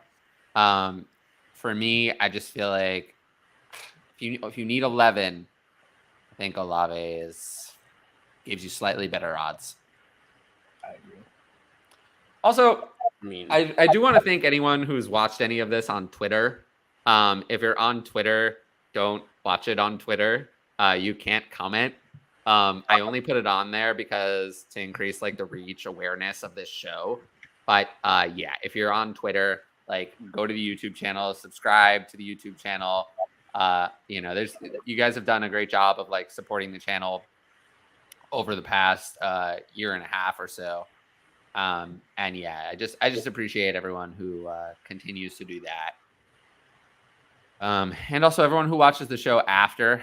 That's a good question. I think Leonard Fournette is gonna play. The last thing I heard, if Fournette is out, then I would play White. He's been a full practice the last Thursday, Friday, I believe. So it says here from Fantasy Footballers NFL, it's all saying Leonard Fournette expected to play. Yeah. So I've always had it ranked this week as if Leonard Fournette would play, but that Rashad White is a starter. The split was I had Leonard Fournette at running back 36 and Rashad White at 16. Yeah, so it definitely it figures to like cannibalize each other a little bit. I do think this first week Fournette could be a little bit limited. In the future, I'm probably going to have them a little bit closer to each other than that. Yeah. But this first week, I would still lean toward White. Although I don't have them. Last week, I think I had White at 9. So I've pulled them down. Exactly. I mean, if we have no Fournette, we have Rashad White basically as a top 12 option. If I knew I had no Fournette, I probably would have ranked him at 10 or 11. Yeah, exactly. Back end RB1 with what we saw last week. I mean, absolutely. So if Lenny's somehow miraculously ruled out, then sure, I think you go Rashad White. But I appreciate this. Subscribe to the channel while you're here. It would make me very happy. It would make me happy. Yes. Ryan was supposed to appear, but his computer has been booting up for the last 20 minutes. But yeah, I do feel like, there's one other piece of news, by the way. Jackson Smith and Jigba is heading to the NFL draft and will not participate in the college football playoff. I saw. Are we excited? I mean, he really has not done well this year. He made his name last year. Like not even this year, really. Well, this year he had 5 catches for 43 yards, so I don't know what name he could have made this year. Well, yeah, I mean, appreciate that. The subscription, I mean, it's good in terms of like we're not going to have another, Jameson Williams situation where he goes down in the playoffs and this could have been our wide receiver 1 come draft time, but he just tore his ACL. He's now, wide receiver 5, 6, 7, whatever people saw fit. But so, I mean, I'm glad in a sense because, he's not going to be out there. He's not going to hopefully tear his ACL doing something else or something like that. So, I mean, I think most people have him at their first or second wide receiver in the draft. And I mean, I still think he's going to be good in the NFL and will be a big name in the top half of the first round of Dynasty, rookie drafts. Do you watch college football? Yeah. Coop. Yeah, I know you do. I do. I don't scout it or anything really, which is part of why I always say that I don't trust myself with like Dynasty rookie picks. So if anybody's but I don't watch it at all, and I had a very good track record this year. I'm like, hey, that first round pick could be anybody. It could even be a boat. You never know. Or my wife even told me the other day, she's like, how could you watch college football? And I'm like, well, it's nice to be able to just relax and watch it without And now that I'm more into Dynasty, I kind of pay a little more attention. But it's nice to be able to here watch. we go. Here's No. the Ryan saga. Yeah, where you don't have to. No, the Ryan saga. He's connected to the stream, but the computer and mic are not working. So this is par for the course. Devices. Ryan, how about a new computer? How about that? If you're watching this back, how about a new computer? Because this computer seems to take 20 minutes to boot up. Now activation required. License expired. Oh, hey. Mine's 10 years old, man. I straight up thought it had died just now. We were making fun of your computer. I make fun of my computer all the time. I think, how about a new one? I'm going to work on that. What's up, Ryan? What is this sweater? I literally just got home. I think it's hard to change. Hey, I like that sweatshirt, Ryan. I mean, I have my lights on. You see my lights? No, that was a compliment. I appreciate it. It's nice. It's my favorite one. I'm frazzled, man. It's much more exciting than usual. Yeah, I mean, yeah. It's nice. Where did you buy this sweater? American Eagle. I might have to get one. It's nice. Nice and comfy. Not a sponsor. I wish. Do they want to be? I mean, hey, maybe. If they see Ryan, they're like, oh man, we got to get this guy as our spokesman. Ryan's modeling sweatshirts, Conan's modeling bizarre hats, and you're modeling Pittsburgh Steelers jerseys. Yeah. And what am I modeling? Yourself. Myself, of course. Yeah. You got to it faster than me.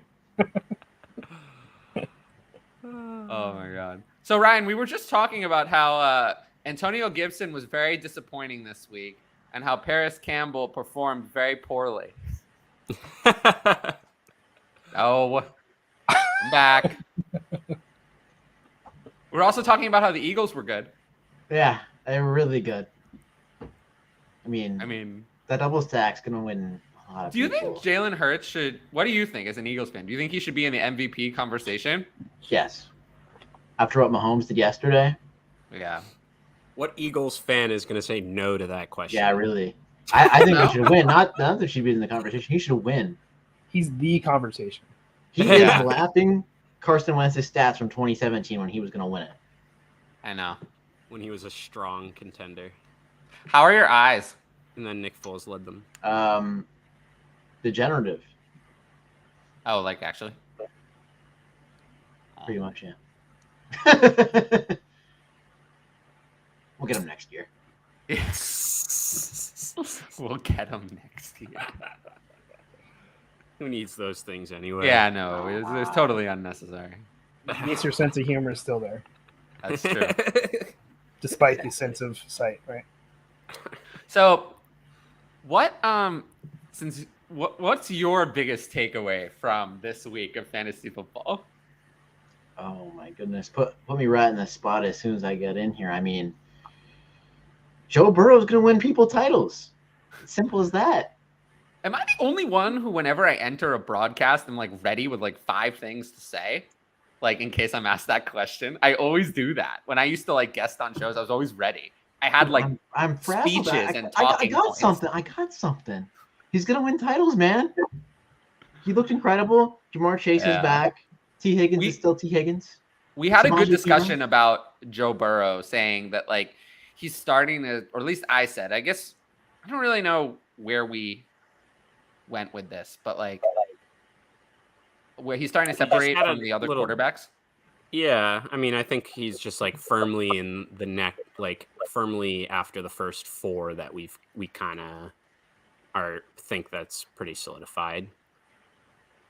Which, I mean, by all means, he looks great, and he's got his weapons, and Samaje Perine looks just like a better Joe Mixon with the same exact workload somehow. And We need to talk about that. We need to talk about like actually like that's an actually serious conversation that I think is potentially necessary because he does look better. He does look better, and that is terrifying. Like, think about that. Like, I've always been on the side of Joe Mixon is bad. Like, I've always said that Joe Mixon is bad, not bad, but overrated, not elite, just okay, volume based, doesn't do anything special, all of it. And now Samaje Perine comes in and he's just as good, isn't he? I think that's, I don't know. I mean, it's a conversation. It is a conversation. I mean, they use Samaje Perine how they should use Joe Mixon. But I know that is the most frustrating thing too. Like all those checkdowns, Joe Mixon doesn't get any of those. The funny thing is, in college, I believe their usage was the opposite of what it like. Samaje Perine was the hammer. Yeah. They just went by their body type, I think, and just And Joe Mixon was used in the receiving game. And for whatever reason, the NFL team thinks otherwise. I don't know. Kind of like Sony Michel. Like, he was used in the receiving game in college, and then for whatever reason. Well, that's Bill Belichick, though. Marlon Mack, then. That's fair. Bill Belichick had James White, and like, I know Sony Michel was a competent receiver, but you got to give James White a role. So Samaje Perine, I actually think is an interesting conversation. He's a free agent after this year. He's the same age as Jamal Williams. And Samaje Perine this year has really put together, like, overall, a relatively competent performance. Like, what might he, see? I don't know, like some sort of. I mean, what's he gonna happen? What's gonna happen to him next year? Resign with the Bengals, probably. But I do think it's time to consider him as like a premium handcuff. He could be a premium handcuff next year. Like, I feel like he wasn't talked about like in the same breath as the Alexander Madisons of the world this year. He was kind of forgotten about. I mean, I think part of that was like Chris Evans is someone that they definitely like in terms of like running back passing work. And even in this game, I think he caught a touchdown last night or yesterday, didn't he? He had his only touch was one catch for 8 yards. Yeah, touchdown. But like he's been injured, I think, for most of the year, like at least half of the year. I think he's missed, and so I think that's really put Perine in a place where like if Joe Mixon is out or when he needs a breather, like he's the only one that's possibly coming in. Whereas obviously, we saw. I mean, he is that elite handcuff now, but I think that was basically the worry going into the year is, we have a younger pass catching guy that the team wants to get out there more. Like, is Perine really even like a valuable handcuff? And the answer is yes, obviously, and he's looked great in filling in for him. And I mean, it is a discussion because he's getting like very similar workload to Mixon, and he's crushing it. He just like 2 straight top 10 weeks. And so there were some injury updates from the Bengals. They say that Joe Mixon is almost certain to play next week. Yeah, he couldn't get cleared in time or something. It seemed very odd. It seems like teams have gone the other way now with concussions. Like before, they used to be like very aggressive, and now they play it very safe. Very safe. Mm-hmm. Yeah. Which I'm sure they got I think the NFL. I was talking about this the other day. I think the NFL sent out a memo and said you had better have him miss the next week. Like pretty much in every case, and then maybe the next week, but like don't make us look bad like we did with Tua. It's like. I have a feeling they put out a memo saying, hey. No, these days, pretty much a concussion is guaranteed next week, miss. Yeah, for sure. Almost guaranteed. It's rarely. It used to be in previous years, it was like 50-50. Now it's like very recent. 90-10. Yeah, that's very very rare recent. they actually make it back for the next one. It's usually exactly 1 week missed. But sometimes, in this case, it's been 2. I don't know if the Thursday games would affect that somehow. It does, yeah. I've seen it. Like you go out on a Thursday and then get back for the next Sunday. That's more likely. Right. Because every day counts with this kind of thing. But Mixon will return, and next week is against the Browns. I assume you'd obviously start Joe Mixon, but how confident would you be in Joe Mixon? Has the performance from Samaje Perine, do you think he could eat into Joe Mixon's work a little bit more? or do you think it's just back to the way it was? I think he has to. He's earned it, and also every team, of course, wants, if he's their guy, they want to be able to basically rest him, especially as we're making a playoff run. You want to not wear him out as much as possible. So if you have a guy that's competent and you can still win games, I think it makes more sense to put him out there more often. Just keep them both healthy. Really. You know what you just said reminds me of is really I think of McKinnon for the Chiefs. I'm so sure that they're just saving, they don't want to do a full, but what did we see last year in the playoffs? It's they trust him the most. Maybe Pacheco's earned some of that, but I genuinely think they just want him healthy. They're getting McKinnon more and more involved. And exactly, they're ramping him up. They didn't want to do it too much. I think he's going to be their guy in the playoffs, which won't matter for, fantasy playoffs, but it's just something to think about, and that kind of relates because it's they could have a guy we think Pacheco's the younger, shinier, flashier asset, but it's they have a guy there that they like, and they want. I don't know. They can trust him in every circumstance. I will say, Joe Mixon. It's the Browns at the Bucks at the Patriots, the Bills.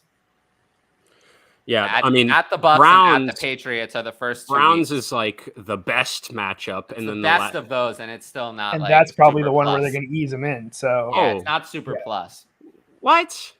Have they been really good recently or something? Because they were through the first 10 weeks the worst in the league. They've been better. Okay. I think we're going to have another running back debate. Yeah, they were better. That's his one chance. The last 2 weeks they've been better. The last 2 weeks they've actually done significantly better. This past week. But they did play the Texans, so that does disgusting. Help. Yeah. And Damian Pierce had a pretty solid day in terms of just they stepped up a bit against the Bucks, fantasy. all things considered. But, yeah. It's not obviously Cleveland is a team you can compared to the other ones. They're just okay. But I do notice that their defense overall is kind of rounding into form. Cleveland's played better the last 2 weeks as a team. The game they played against the Bucks was actually, even with Brissett, the defense looked a lot better in that one. So we'll see if that's because also the other thing with Cleveland is if their offense can get it together, that could take, it could give them a more positive script, but who knows if that's going to happen. Deshaun Watson plays like he did this week, it's not going to happen. So we'll see. But the other matchups are brutal. At the Bucks, at the Patriots, against the Bills. Brutal for Joe Mixon in the playoffs. I feel like people were talking about this early in the season, that this was coming up. This was the Joe Mixon playoff stretch. How just awful that is. I'm not sure. That changes, yeah. Sometimes, you look early in the year and you're like, oh, well, now it's okay because things have changed. But but things have not changed. Yeah, those defenses are still tough. I think most people thought the Bucks, Patriots, and Bills were tough defenses coming in, and now it's just as bad. Yeah. All of them being great is unusual. It's the kind of thing where it's brutal because I think you have to start Joe Mixon if he's active, almost certainly, and playing. But I don't think he's really an RB1 in any of those matchups. I think he's more of a middling RB2 in all of them. Yeah. He needs the volume to make it happen, and I don't know if he'll get it in those games. Oh yeah, and also if he doesn't score, it's really going to be bad because the efficiency is not going to be there either, and he's not getting involved enough in the passing game. Plus, if Pirine comes in and steals, the one chance. Yeah, Pirine. The thing that's really killing the Bengals offense kind of as a whole is Pirine's 4 receiving touchdowns has really kind of killed the Bengals offense. Not that it's been horrible, but it's taken away some of the upside of Chase and Higgins.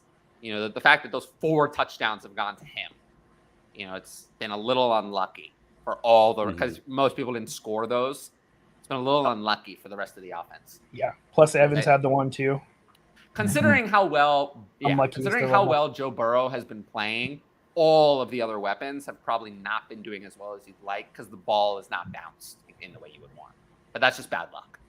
It'll go the other way, believe me. If Joe Burrow keeps playing this well. You saw what happened at the end of last year.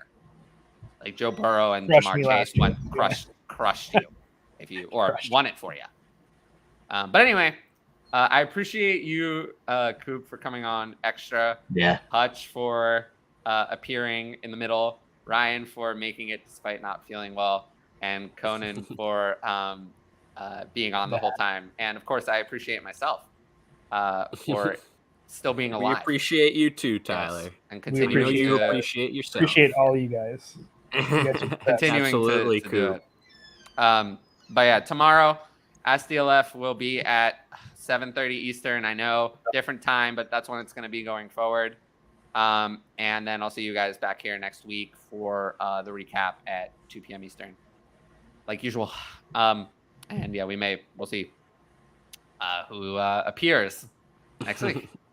Anyway, for the rest of them and this very long show, I'll see you all later. Peace.